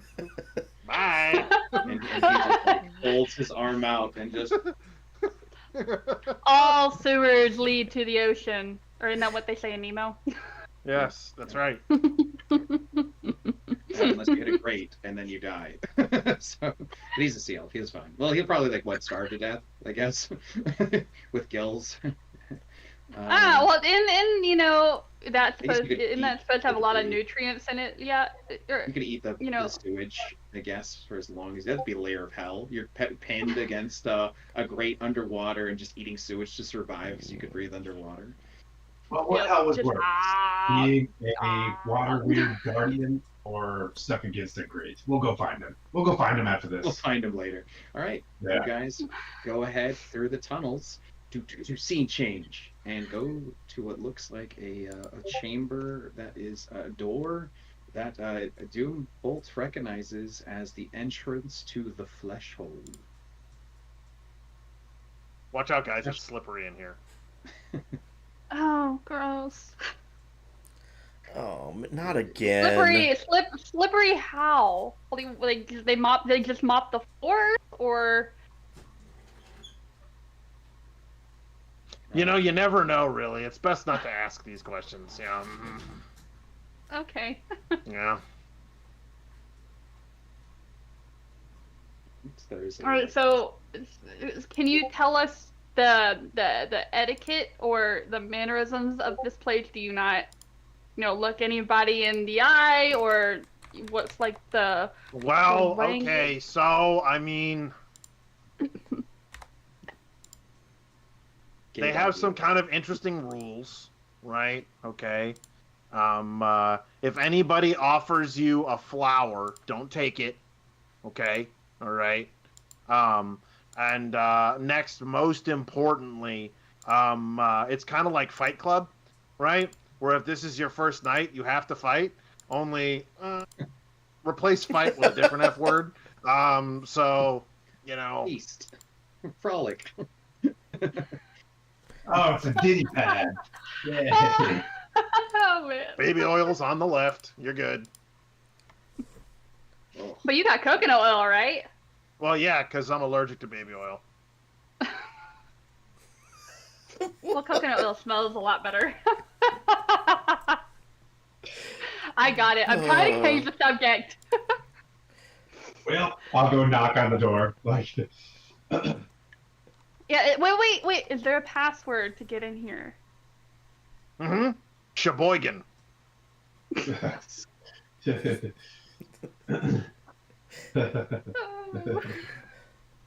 All right. Listen, you brought this on yourselves. You asked me to come here. Actually, it was the Duchess. Yeah. We didn't have a choice. Oh, well, okay. I mean, I can go. No, you've took us this far. I mean, we had that one incident, but you know, we're still here. So you're saying you want me to go all the way? In a sense. Outstanding. And he knocks on the door. a door slot opens, and like a figure looks like they're looming down. Kind of a very like a hairy faced. I won't even say like facial hair hairy, like hair that reaches like the high cheekbones, and covers the nose, and just says, "Doombolt, you wouldn't tell Sheboygan! you're not to come back after the incident." Listen, okay? Those gnomes said rip it like a chainsaw. And I did, alright? Okay? That's what they said they wanted. Their eyes got twice the size they normally are. Alright? When it's like a ripcord, you just grab it and just go. Alright? Because of you, we have new policy. No customers can bring their umbilical cords. Look, we're here to cut a deal anyway. We're not here for fun time. We're here to make a deal. So, I brought... Look. Oh, I fresh brought meat. new people. Fresh meat, yes. Yes. Sheboygan? Sheboygan. Let me see Uh, pretty faces. Sheboygan. Very I'll take pretty. my pig mask off. You look like a good cut of fuckable meat. There it whoa! is. Yeah. I go to hide behind Merrick. I don't like what he just said to me. I poke my head out from behind the shield, just like The shield, that's right. I forget you have this tower shield. yeah, You're like like a Link. You're like Link in the past. yeah, Always. like, and it's just like shit covered ponytails or pigtails, Oh God. like with a shit eating grin on her Little face. shitty- Whites all you can see all the whites Yeah. in her eyes. It isn't Scather Day. Tell your friend out there. He's the one that put us there. Who? Doombolt is not friend. He Oh. is freak. Yes. That is Yeah. something we can agree upon. You just You're stay not- there. You're He not will wrong. hose you down with prestidigitation water. Oh, thank God. Whew. Put in mouth guard, and he tosses 3 mouth guards, or probably 4 mouth guards that land on the ground. Do not want you to bite off your own tongues. What? Is that what happened to him out there? Who? The elf man. Do not know Elfman. Just do it unless you don't want tongues, but it is important for clients to have their tongues. But what if you want tongues because tongues help you speak? I don't know. We I all mean- want you to have tongues. Tongues it is. Mouth guard in, then we hose you. You see, You literally see the mouth guard in Doombolt. He just standing there like, And then from either side of this kind of doorway, you guys are hit with prestidigitating water that washes over you with incredible force, especially for halflings. It like slides you one way and then the other like a car wash. And then eventually, just despite a little bit of pain, a little bit of pleasure, and you guys are completely clean, not just physically, like of the visual, but the smells. It's like you never were in shit water. you're trying to figure out how you got a bidet blast without it even going there. It's kind of nice. Right? Yeah, bidet blast from the mouth. Yeah. Ah! Yeah. I cast bidet blast. All right. Should we enter? You, who is paying the cover? Cover. Oh. I got it. And yeah, I think he shells out the gold for it. All right, come in. Welcome to the Fleshhold. Don't mind the smell. Ugh, What does it smell like? we are Thai letting food. you in. Thai food. Thai food. We are letting Oh you in my only God. because you promise new people here, and good deals can be made with new people. But Doombolt, let me reiterate, you can fuck around, but just make sure that you don't find out. Well, that's the point. Good. Welcome to Fleshhold. I am Yorgi. And you can see a massive bugbear on the other side of the open door. Well, Um, that's my mama. All right, into the Fleshhold. Beyond the iron door, short hall lit by flickering red candles. At the end, a heavy velvet curtain serves as the true entrance. The bass music is now audible. Door open, it is loud, mixed with low laughter, a sultry melody. And as the curtain parts with Yorgi's bugbear reach, pushing it aside, like a 10-foot long arm. It's like a really freakishly long arm. The party is exposed to almost like a demonically elegant speakeasy where there are tiers like an amphitheater, architecture of Gothic luxury, pointed arches and columns of black marble twisting in their patterns upwards. Someone had used magic on marble to like corkscrew it into a shape it couldn't possibly make on its own from carving. It is inlaid with veins of gold that glint from the firelight like infernal flames. And all the gold veins reflect off anyone who walks by them. So like as you walk or see someone's face, you see like gold and firelight play on their skin. Crimson velvet drapes cascade from the ceilings, and you see performers sliding and twisting and silk style dancing up and down them, climbing them with a terrifying grace that reminds you more of bats than people. The way they kind of just like pull themselves up, their arms almost like more like reaching like hooked fingered wings. A strange sense of people are not what they seem here in the way they move. Crystal chandeliers cast a continuous dim ruby glow, painting everything in shades of scarlet and shadows. At the far end, a stage carved to resemble a yawning devil's mouth hosts performers. And you can see a beautiful woman, a chanteuse, performing her song. Almost sweet as a siren, it pulls you in. Her melody, her voice powerful, deep woman's voice. But speaking of pain and lust in the song, it's almost enchanting, you might say. Smoky and enthralling. The crowd here is a mix that you can only be described as the damned, decadent, and dirty. You guys, perhaps, the dirty, who knows? We're clean now. Yeah, you're clean. Well, yeah, that's fair. Well-dressed, people, perhaps mortals, compared to this fiendish staff. Some of them you can only tell with glint in their eyes, a flash of intense red. Some small curling horns, covered in beautiful jewelry, hanging from horns to ear piercings, or from ear piercings to nipple piercings, as the thin netting of tops can show all, but just under the illusion of shadows. Everyone 100% around bear you. kind. I've given up. I've given up roguing. This is great. I've given up what? Let's see.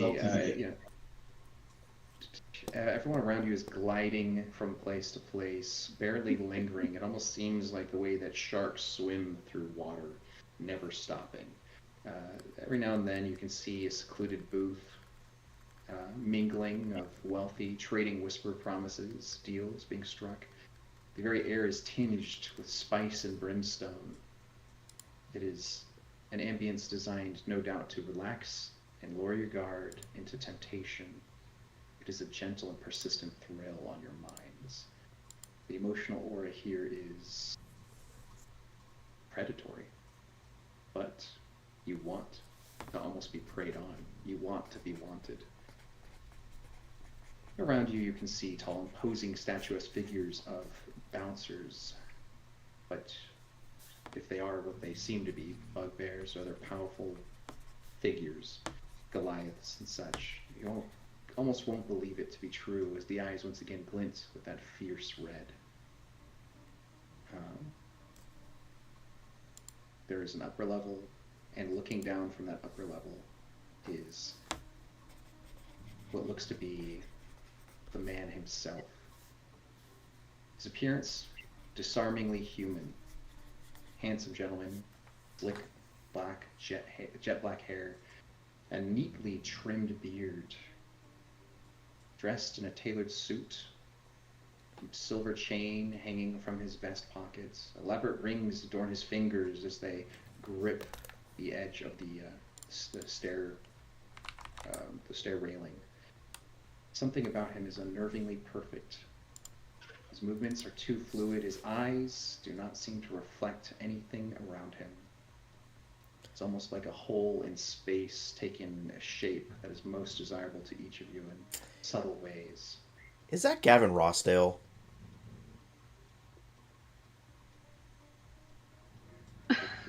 Is it? Is it? Did he just... It is the Duke of Dark Desire. Show respect. So not Gavin Rosdale. No, definitely not Gavin. No, I thought this was Gavin. I've done so many deals. So many deals. All right. Should we sit down? Have one of us go up to the bar? Should we be nonchalant? Want to grab a table? Maybe someone start working the room, or Doombolt. Do you have another hand grenade you're going to throw? I mean, are we trying to kill everybody here? No, it's figuratively speaking. What's the best way to talk to that guy? And I'll point out What's the best way to get his attention to come down here? I'm Yeah, good. say Doombolt. Well, yeah. Doombolt Well, would you want play this him to come? You want him to come to you? How good are your oral skills? Okay. We really should have brought Cade. Yeah. Are you a good speaker? Can you talk really, really well? Oh, oratory skills. Yeah, oral skills. Yep. We still should have brought Cade. Tomato. Poppy's pretty decent. You're a bard, right, Poppy? No, but I have performance and persuasion, so yes. I'm not a bard. I'm a cleric. I think this is a job for Poppy. Yeah, I got it. Floppy. I pull out my my rolling pin and my wooden spoon, and I walk straight up the stairs. Oh. Well, wait. Is there any guards at the stairs? Does it look like stairs that people could go up?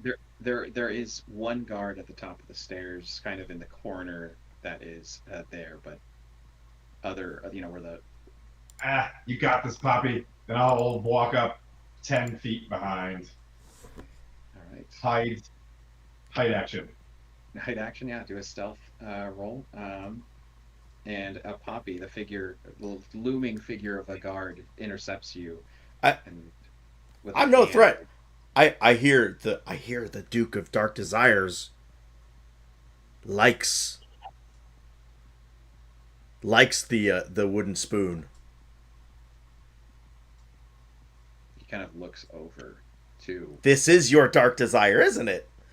and he doesn't even seem to be paying attention to you. Like he doesn't look over to what's going on. He's looking down, the soulless stare just piercing the crowd below. And the guard says, Or maybe you would like it.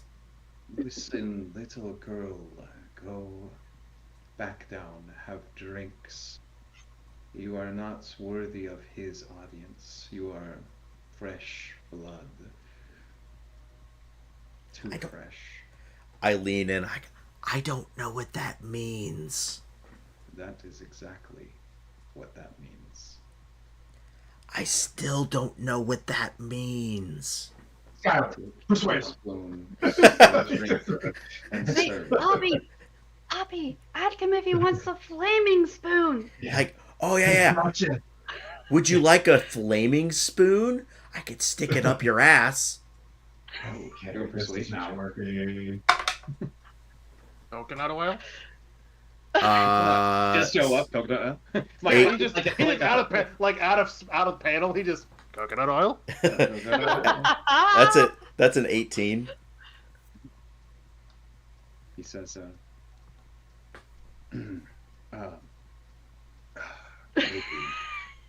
maybe I learned this flaming spoon technique. But I'm It's sorry. like fire cupping, but with spoons. Oh, invitations only. Oh, fuck. Invitations only up here? Oh, yeah, sorry.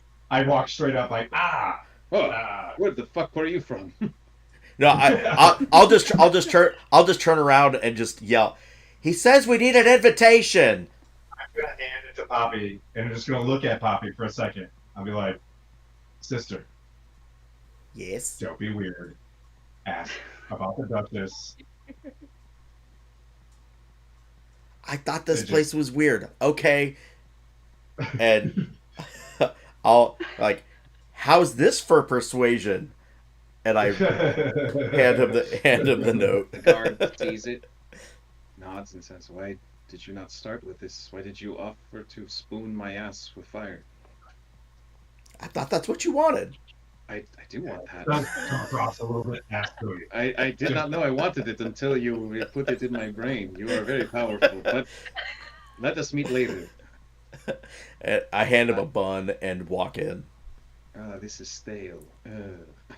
All right, and he is going to say, "Hey, wait! I have to pat you down.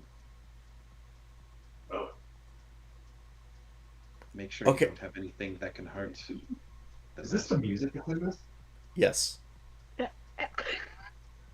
you like it? Right. So he's patting you down. He basically finds like your stuff. He does not take a thing. Do you have what kind of coinage do you have? I have 6 gold coins.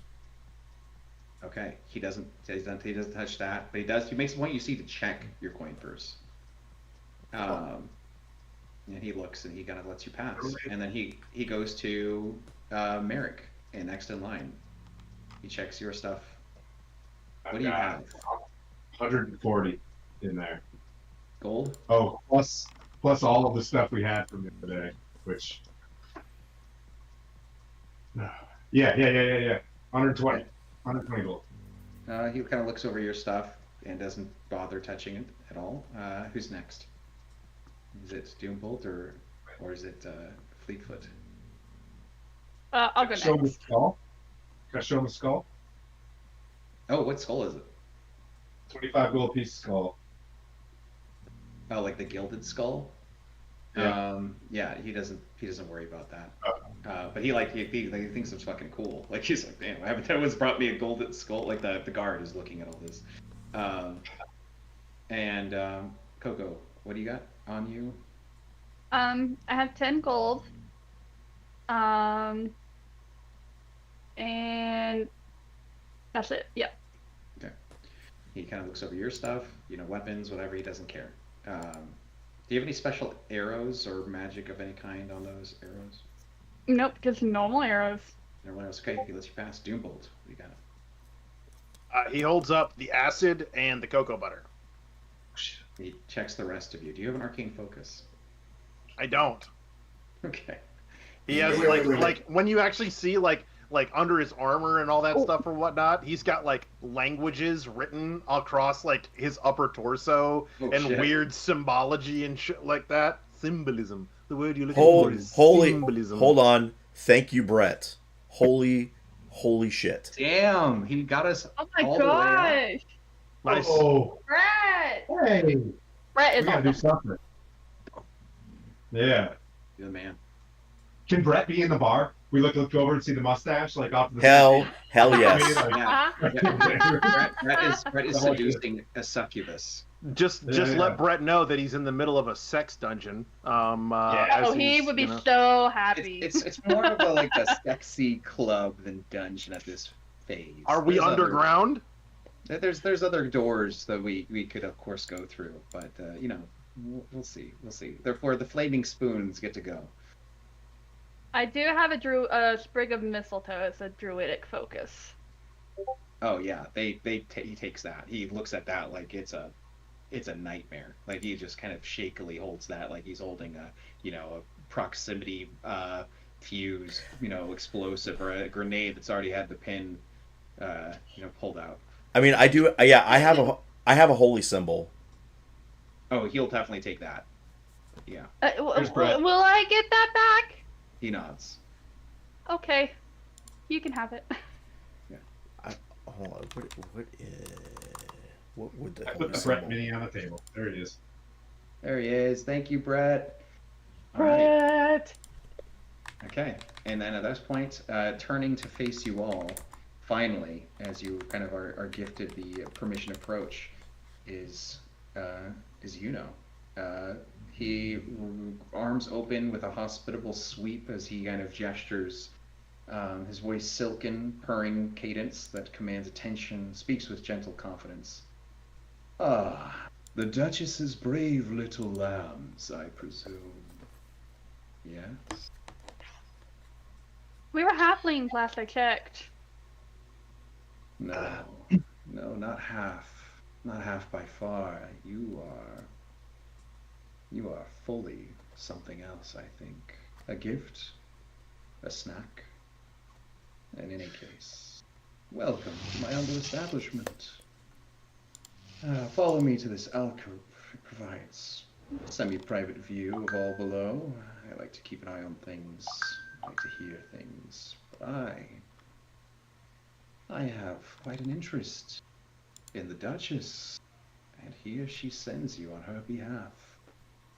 He gestures for you to join him in the semicircular booth.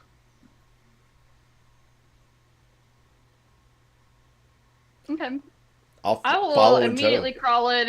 I'll immediately crawl in and sit on the side of him. I'll sit on the other side with legs like just dangling over the side. He splays his arms on the back, the back of the booth behind both of you, and kind of looks over to the other two.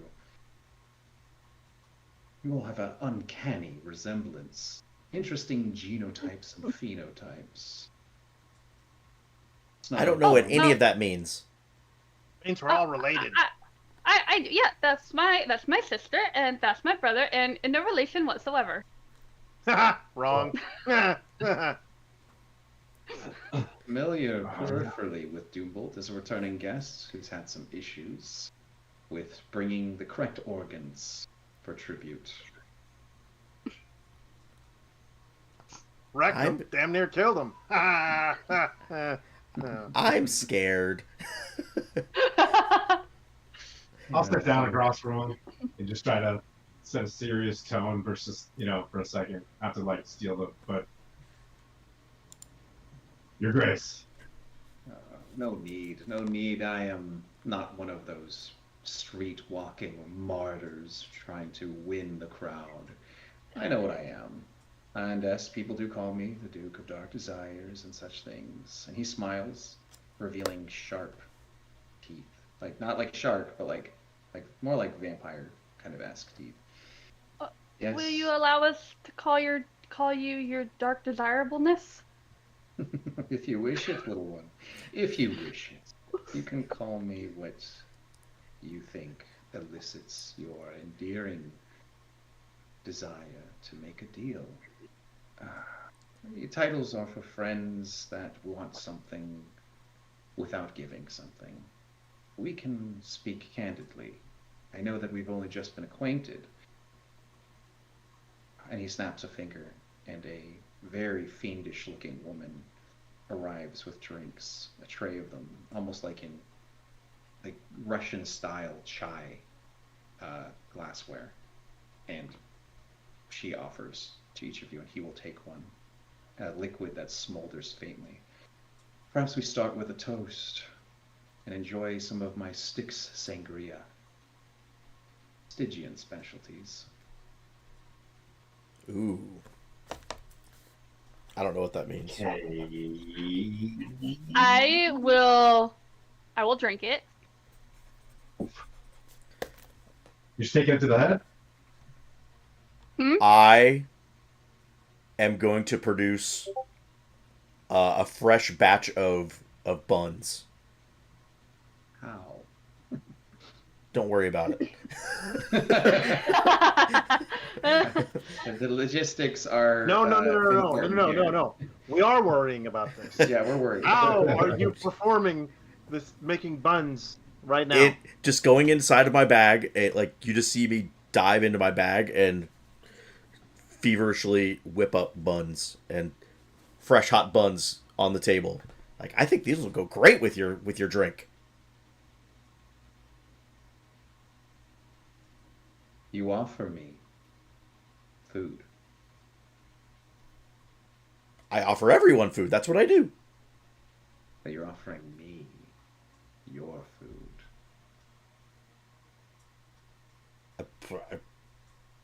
He wants to eat your buns.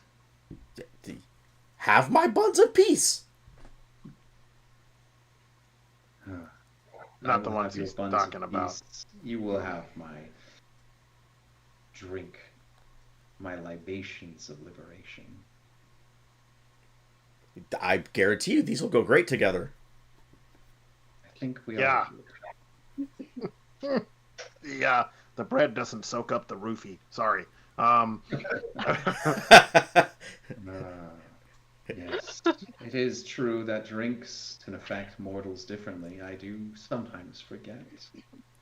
You don't have to drink if you don't want to, but it does create a nature of goodwill. Are these buns something that will harm me? Because I should tell you now, I am not so easily poisoned. No. Not even by bad baking. No. Buns of peace.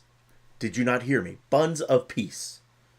Not buns of not peace. Your dark desirableness. We've had them multiple times, and they're delicious. Yeah, everybody here's had her buns. And I take one and I just chomp right into it. You are not the poster child for anything other than cautionary tales of what to put in your body. And then I drink his drink. It's like I eat a bun, drink his drink. It's like, see? It's perfect. You must know who we all are here. We're more than we appear. We're fiends, extraplanar beings, many of my staff. And when we speak, we can't help but twist the words.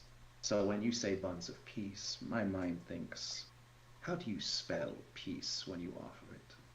I spell Peace. Peace. In that case, whose peace? Yours? Everyone's here right now. I bring peace up to the table. Delightfully simple. All right then. And he takes a bite, and then It's the best bunny's ever had. he kind of looks back and he just goes, "My goodness, it's so Buttery? fluffy. Yeah? Buttery? It's like sinking my fangs into a freshly cut out heart." Well, that's odd. Okay. But it was delicious. Amazing. All right then. This is a great precedent. And he is going to look at all of you. Are all of you having buns and drinks, or just? Oh, yeah. And, I am not. I'm not partaking. all right. Very good then. It's always important Just to have drinks. a designated driver. Very responsible. But we walked. Who's to say you'll walk leaving out of here? You never know if you'll even have the ability to. I'll nudge him in the ribs like, whoa, what do you like that? I'll need a back to lay on when we leave. You can have whatever your heart desires.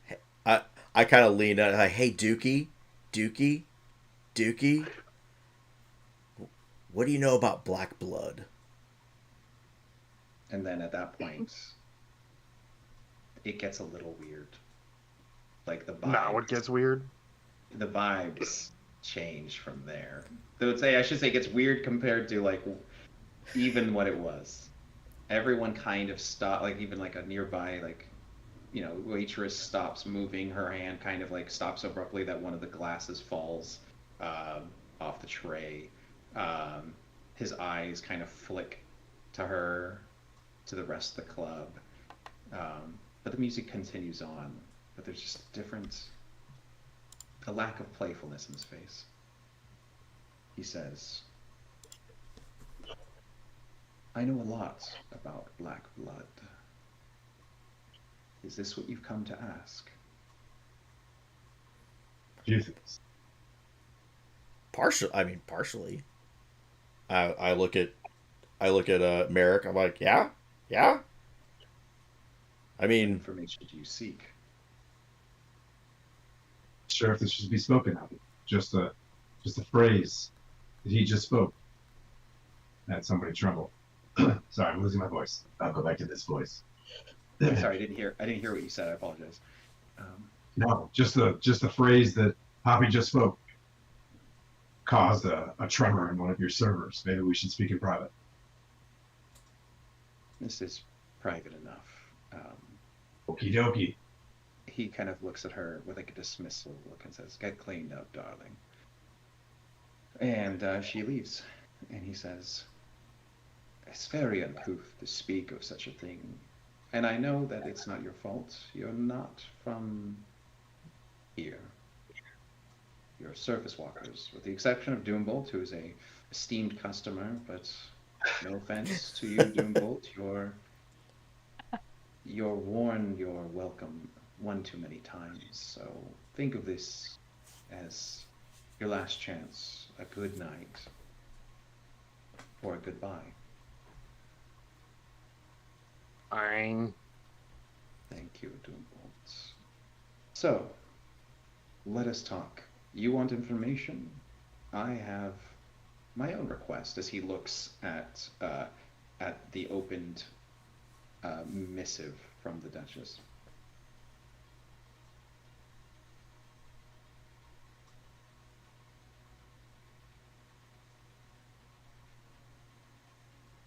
Well, What do you think? maybe I got off on the wrong foot, bun. I don't know.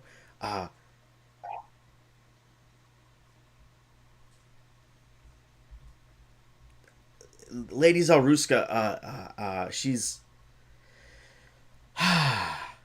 We're trying to find out about poisons.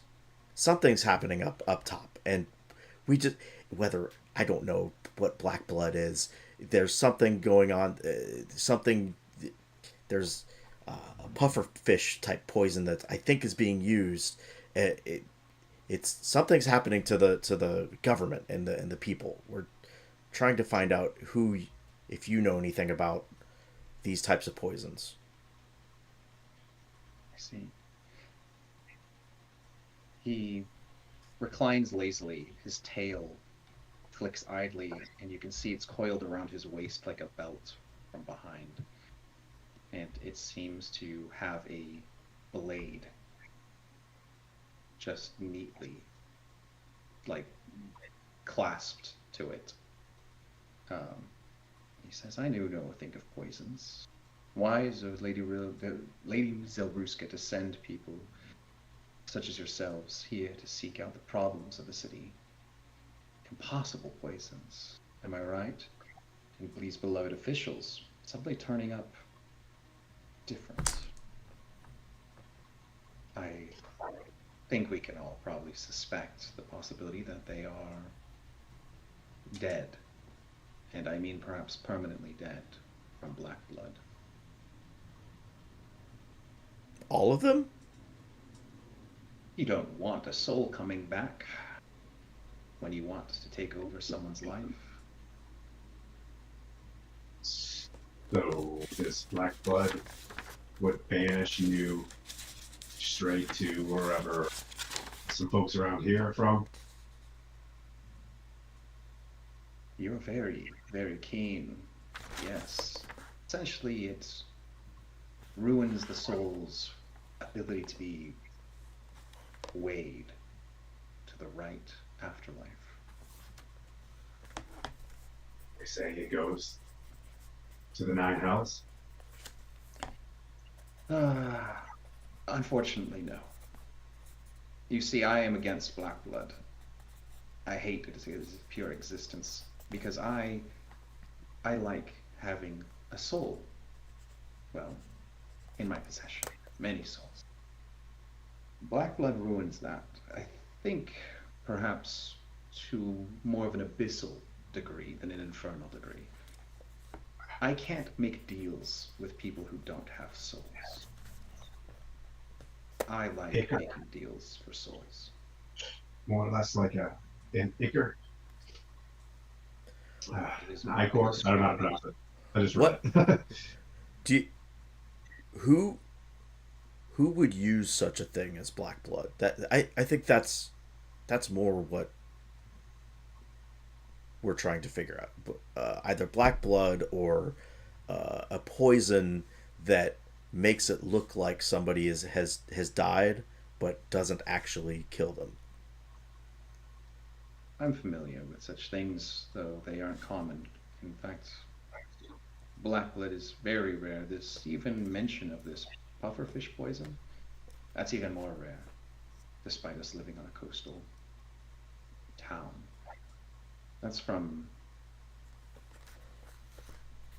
well, that's from more of the depths of the ocean, I think. But I have a proposition from here. A little exchange. I will give you a name, the name of someone who is perhaps behind these poisons and mysterious disappearances that have even more mysterious reappearances. I'll even throw in a possible clue to a remedy for this pufferfish poison situation. I might even have the cure itself. I'm not quite sure yet. I'll need to test it. But imagine being able to save the next poor soul before their spirit is locked away. Imagine being able to make a difference for us both. All I ask in return is a trifle. There is a certain gilded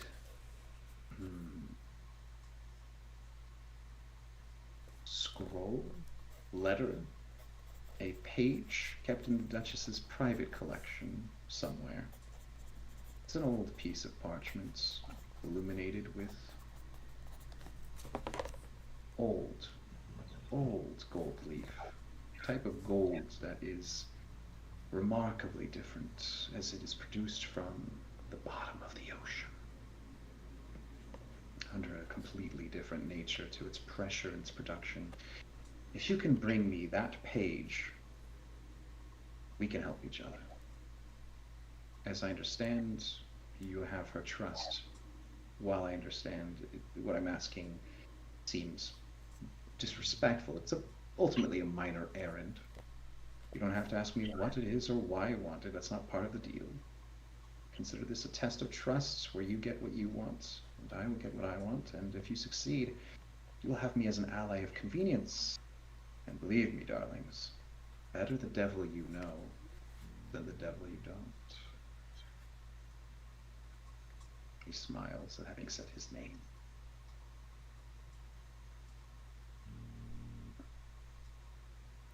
And having said his name, he said his name. You know. Devil You you know? know. Oh, You know. you know. Yeah. Oh, yeah, yeah, yeah. Is that his actual name? Could be his name, could be his true name, could be a fun play on words. I'm gonna try and whisper stealth as much as possible to keep it just at the table. Whatever that takes to, Yeah, I could say yeah, you could just do that roll to kind of keep the Yeah. words low here, just wanna. just in case anyone's listening. There's a letter. I want to open up and show a letter inside, and be like, it's interesting that you're not the only one trying to get to the bottom.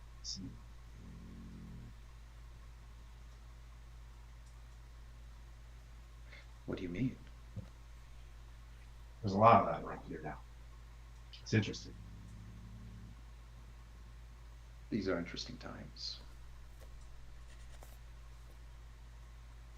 Basically, the letter is from, you know what I mean, Montague, right? And well, the devil you know, I'll say. Yes, indeed. So, what do you think? Should we become allies? As it seems that someone is using black blood, and you are dealing with enemies that can wear anyone's face. You know that I am, well, me. And I'm hoping you are you. And I know that Doombolt wouldn't bring any such doppelgangers. He has a Not sick- intentionally. Is there a way we can see a doppelganger? Unfortunately, that requires a great deal of magical abilities. Though, there are some potential surgeries one could undergo on their eyes. I happen to Hard know. pass. I happen to know people who have donated such eyes. Interesting. Back 20 menthol cools to put a shine job on your eyes. Exactly. The shine job is a great way to put it, as it removes your pupils and you can see shape changers without them. Let's look at the rest of the party. How would one go about getting this surgery, and what would be the payment for it? You get a surgery, you give up your eyes, we give you these new ones of sorts, or I wouldn't say new ones, we essentially enhance your eyes with a grafting of sorts. And I guess you could give me you're not using it, but a soul. Well, I kind of am using it though. It's being well used. How do you know? How do you know it couldn't be better used by me? Well, you would have it. I wouldn't have it. And why do you need it? Why do mortals think that the soul is a requirement to be a living, breathing thing? It's more freeing without it. You can move through the world knowing anything can happen to you, and your soul is preserved and safe. this is a great discussion. Let us think about Of course. it. Well, I'll leave you here as I have other meetings to attend to. Thank you for the buns of peace, and if you need me, Well, I will be I in my think we're office. okay with I think we're okay with becoming partners and figuring out what Doom Blood is or Black Blood. Anybody, we don't have any issues there, right? No, Right. no. Okay. Yeah. So you are keen then to bring me but one piece of paper from her collection. We will do our best. Right. I will send my resources in to get you the intel you need. You will come back with the intel I need, and we will have an even better time than we did. Can we have an easier way to get here? A less stinky way to get here? Oh yes, yes, of course. I do. The VIPs just simply teleport in. Do you have a way that we teleport in? Yes, of course. You are keen to join a membership? Watch out for Do the I have to give membership. you- There's always do I have to- hidden fees. Right. It's also a I soul. don't. It's also a soul. Right. I don't read the No. fine print, but I'm pretty sure it calls for giving up my soul. No. There's always a chance for your soul to be worth more than a membership. But every time you come in here we'll say once a month, not every time, you have access to this place via teleport as he reaches out of the air and procures like a signet ring and offers it and says, you'll be able to appear here with up to 6 other guests of your choice. And all I ask is that we are able to feed on one of you once a month. Feed. Go on. Feed how? Feed how? What is most comfortable for you? We can feed on blood. We can feed on tantric energies. We can feed on actual physical parts of your flesh that are healed. I mean, Oh, I know a guy that would be down for that. And I just like, we can I'll do take the ring. yeah. ritual scarification, things of that nature, whatever you wish. Feeding is a many beautiful thing. And I'm curious. The ring in your hands. Doombolt, what happened to your membership? Yeah, we'd like to re-up our friend. He's been super helpful. I like him clear. Be able to use this with Yeah, old Brett clear down. slate. Doombolt. Do they not like you anymore?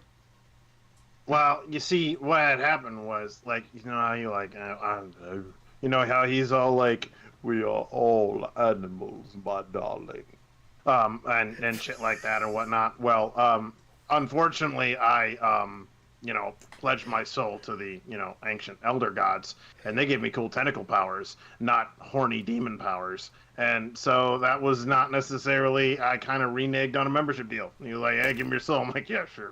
Right. Well, I didn't realize that he took me literally. And, well, when he kind of, read the bank account balance as 0 in the soul department, he got a little upset about it. And so, Doombolt.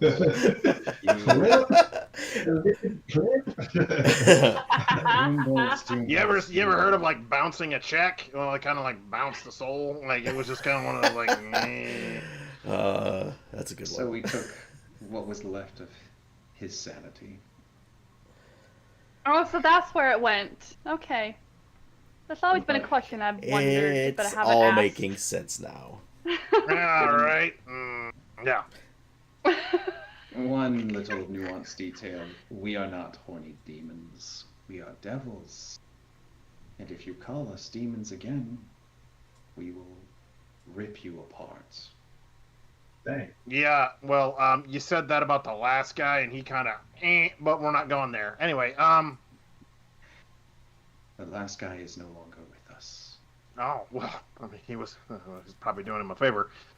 Sorry, my bad. Not horny demons, sexual devils. The nuance is appreciated. Very well then, Doombolt, your slate is cleared so long as you do not bring your organs back to us to sell.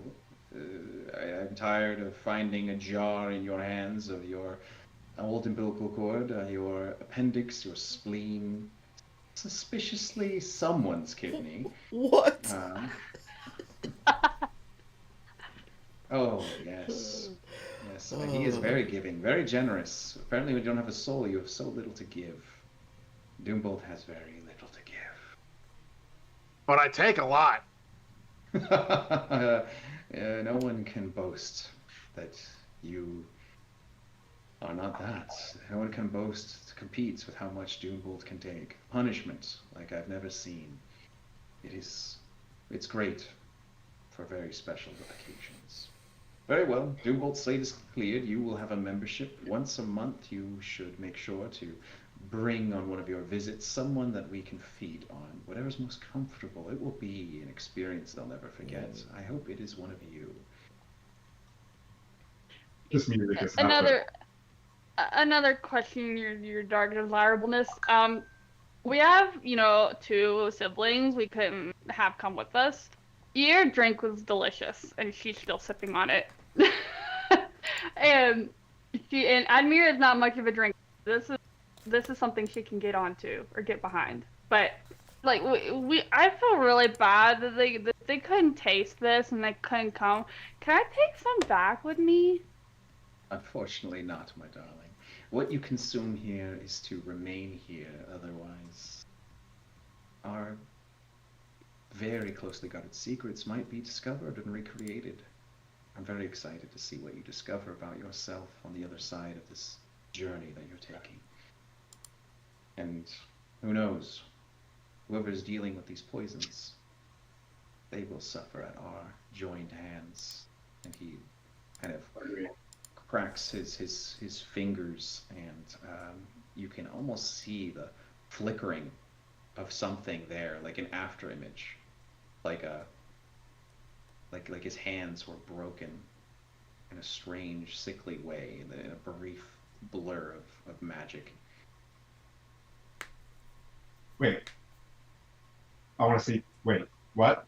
He just flickers his hands, and then there's something magical with the hand. And they see something flicked as he cracked his hands, and they seemed wrong and broken. They seemed incredibly damaged for like a moment, like a like a flicker of like a, like in Fight Club where you get to see like something, a random spliced image.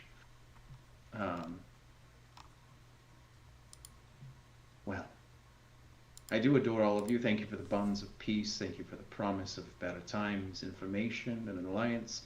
Thank you, Doombolt, for promising not to bring other sickly parts of your body unattached. We do enjoy you attached for now. And what did you say your name was? He looks to his new member of the Fleshhold. The wearer of the Me? Yes. Oh, I'm Admira Fleetfoot. Mayor Fleetfoot. Welcome to membership, and the more you bring to us, the higher that membership goes. And eventually, across the 9 levels of that membership, you could have almost anything you want. Think in terms of any request you would make of me. The higher the membership, the more I will bow for you.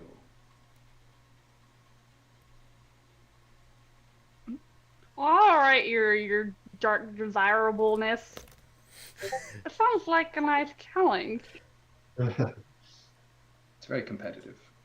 You might make enemies trying to rise to the ranks. Oh, that sounds even more fun. Excellent. Very good. All right, and at that point, he will gesture for you to leave. He says, I have many appointments to keep. I appreciate this wonderful surprise from the Duchess. I know that we've not always seen eye to eye, but I think if you can get me this one thing, all will be well for the future of this realm. You have a flask of that Stygian brew. You're gonna try and steal some? Oh, I'm not gonna try to steal it. I'm gonna ask, see where can I get a flask of it. Just like He says, as I said before to Admira, we do not let anyone take anything out with them other than the memories, or sometimes the lack thereof. Okie dokie. Look, big brother, we'll just bring Kate and Callis here, and they'll be able to have some of their own. Yeah, we're definitely coming back. It was good. It's really good with the buns. Yeah, puppy, I need a bun, please. Coco, give me a D100 roll for me. A D100? Oh, okay. Here they are. that's a 100. You got a Are you 100? serious? Yeah, dead serious. Yeah, you got a 000. Yeah. Holy shit. Nice. Wow. Okay. That's the Okay. first time I've ever If you rolled need that. a picture of that, you need to Holy take a picture of a shit. D100. Yeah. I'll... I've Okay. never rolled a 100 before. That's insane. So it That had is- better I was like, come wait a with minute. something really, really freaking Really cool. fucking good. Yeah, it's a good thing. It's definitely not a bad thing. Okay. Boy. You gain a +2 to any one ability score of your choice. What? And What? you get the ability to rage once per day. Oh, well, What is that from it's, Oh, God. drinking? it's like the Diet Coke of barbarians. It's as neat. That's from drinking. Is that from stupid drinking wine. the stuff? That is possibly from her being the only one to drink. No, I mean I drank some Oh, you too. drink some. Oh, in that case, Yeah. roll D100 for me. I apologize. Yeah. Let's see. I'm just making sure there's no other features for the D100. You get a Ability Rage. You get a +2 to any one stat of your choice. It can increase it past 20. That's if you have 20, you can go up even higher. Oh my gosh. Wow. That's a cool thing. And let's see. Oh, shoot. You have the ability to rage once per day per barbarian.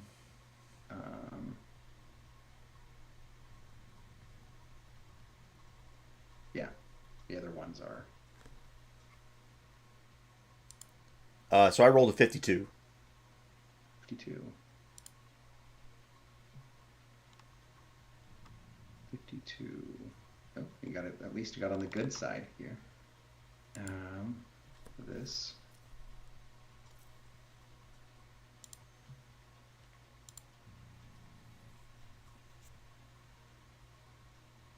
Ooh. You gain 1 use of Divine Portent. Dang. You will get to roll right now a d20. And when that time comes to substitute that roll for yourself or an enemy, you can plug that in. Okay. Or an ally, actually, even. Got it. Right. What's the number? It's a 14. All right, so keep that on your character sheet. Whenever you think you're going to need a 14, you will have it, and just the once. I look over at Doombolt. And I look over at the glasses. I look over at Doombolt. Like, I don't want to grow a tail, but that seems pretty awesome.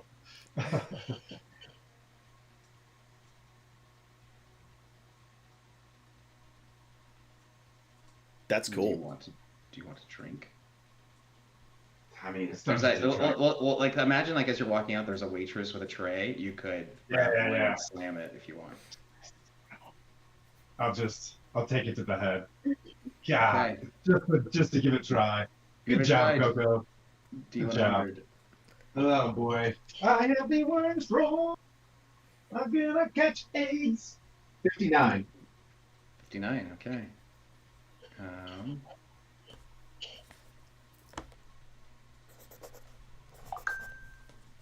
Let's see. Is it good or is it bad? There it is. It's good.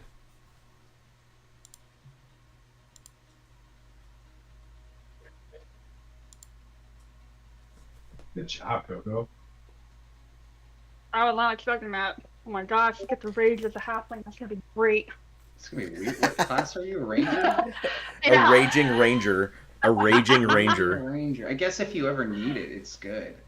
Oh wow. Okay. You get an ability called the Devil's Footsteps. You can pass through walls that are no more than 1 feet thick, What? and That's kind of it will That cause you is. pain to do so. Cool. But that is a flat permanent ability. Like it will cause a little bit of damage to walk through a wall, but you can just default walk through 1 foot of stone. It has to be horizontally, so you cannot go upwards or downwards. And actually, it could be other materials, but it does say that certain materials you can only move through less, or it takes. It, That's awesome. For a rogue, that is awesome. oh shit! Yeah. For a rogue too. Yeah, Jesus. for a rogue, yeah. Hell yeah. I'm handing one to Dubal. Dubo, here for a good time Do and a it. long time. Let's see what happens. Do it. What do I need Someone to get a add? bad one. Take You a guys all swig, got I good guess. ones. What am I rolling? D100. D100. I'll be so mad if all of you guys got good things. A 0. He gets the. Well, this Some is of these kind are good and bad. Some of them are straight bad. Some of them are like interesting. This is kind of on par. Okay. So I got a 69. Nice. All right. Nice. Perfect for Nice. Doombolt. You could concentrate on 2 spells. No, I'm kidding. Just concentrating on 2 things at once. Let's see. Hey, that's pretty kind of amazing. Mhm. That would be amazing, actually. Yeah. Actually, you know what? This one is lame. Aww. I'm gonna just replace it with my first thought, which was you can concentrate on 2 spells at once. If you lose concentration on either one, you lose both. Ooh, fun. After doing so, no matter the outcome, when you are done with the spell's duration, you will have 1 level of exhaustion. I'm a warlock. That doesn't do shit. I've only got 2 spell slots. I mean, if you don't want it, we could just give you like the. Unfortunately, what it just gives you. No, you're fine. You're fine. That's it's his just luck. mechanically, yeah. That's I his feel like- luck. Yeah, I feel like though there's an opportunity to like once per long rest or short rest actually, because you get your back on a short rest. You kind of go Super Saiyan mode every fight. Actually, it doesn't. It's actually really good. Like you could stack like 2 crazy spells. Yeah. Like there's ways to use it. If I had crazy spells. I Yeah. took sensible spells. I don't know why I did, but I did. Yeah. Yeah. What's Is that a what feature? did you get? Devil's Footsteps? You can. It's a custom kind of thing that you can add. Okay. Yeah, the Devil's Footsteps.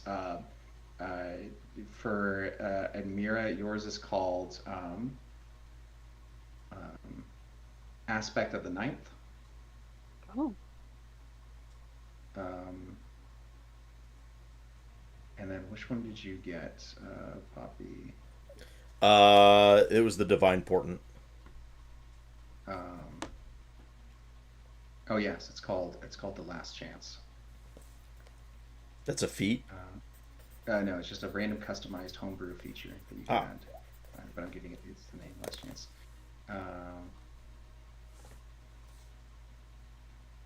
Yeah, on a 69, otherwise the default was you can hear everyone's thoughts around you for the next 1d4 hours involuntarily. Like you can't turn it off. Which is like one of those ones, again, the middle section, the 50s to 60s is like, this could be good, this could be bad. So yeah. So we head to the Duchess. We can have that one if you want. I'll let you choose, Kurt, since you're a guest for this. You know. Sure, we'll go to the Duchess. No, I mean, if you want to be able to hear everyone's thoughts. all at No, once, 'cause no, that would I be- think that he would have a hard time differentiating. Yeah, it's He's not, He's already got 7 voices. Yeah, I was in about to his say head. like Yeah. it's not like you can aim it. It's just literally the room is just you have to choose basically what room you're in to get the benefit. So what happens is he starts twitching and he falls to the ground screaming overstimulation, put me in a quiet room, and that's where he spends the rest of his time. With a lovely jacket on. Excellent. And on that note, I think that's where we'll end the session today. Heck yeah, that was awesome. Hell yeah, dude. That was awesome. Coco, good job drinking that, by the way. That was a good You game. guys, you Yeah. guys just got a really stupid power boost on these I was like waiting for someone to get something bad. Some of them are like really fucking bad. Like Your fingers go flaccid. You can't hold anything for a certain amount of time. No. Yeah, like you basically can't wield weapons or cast spells. You have to like be creative with how you basically interact for the 1d4 hours. I have noodle fingers. Heck yeah. Aw. Hey, well, we got a lot of people still on right now, so That's right. yeah. Let's go to. Kurt, you want to guide the raid since you're our guest? Yeah, send us to people you like or hate. I mean, Send us to badger people. We are a force. send you to badger people. I mean, honestly, as far as like That darling creep show person. TTRPG stuff, most of my people aren't on right now. They'll come on later. Gary Con's up.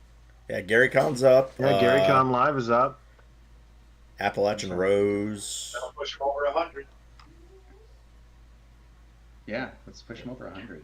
Is that Yeah. achievement? $1,000, $98 already. Oh yeah, So, dude. fucking perfect. Fantastic. Love it. Thank you guys. This is great. It's a great game. Cool. It was a good one. Yeah, you guys did some really cool stuff. I mean, you handled that combat quick. I mean, you took damage, but you dealt damage. It's an interesting dichotomy for this composition. Like Yeah. Kurt did like half its life in a reaction and an attack roll, like, and then Let's Tim rebuke, did, like, baby. Let's yeah, go. like a third. Yeah, with a sneak attack. Yeah. Well, we got Yeah, I 1 minute wonder how long before it the raid would've- goes, so Yeah. so Yes. we'll see everybody on Wednesday then. I think we'll see everybody Wednesday. Thank you so much, Charm. Amazing. Thanks everybody for 988. Kurt, Huge. amazing. Thanks, bro. Thank Yeah, you man. so much Yeah, for thank you, hanging out Kurt. with us. Everybody can Thank say you, we Kurt. It was played with fun. Kurt. Yeah. We'll be back in two Sundays from now, right? 3 Sundays For from those now, wanting sir. to follow our story, watch our That's right. Stronghold's Instagram to find out when, as well as mine and all that stuff. Shout out Charm. Yeah, let's shout out Charm real quick before we leave. Yep. Yeah, follow me at Charmed Fantasy. Charmed Fantasy. Yeah. Ah. The Darling Creep Show, we gave them a shout out. Yep. Yeah. Cool. Good Well, Charm. Ooh, we got so many people for this raid. This is awesome. Yeah. all right. It's going in 5 seconds, so we'll see everybody on Wednesday. Bye. Bye.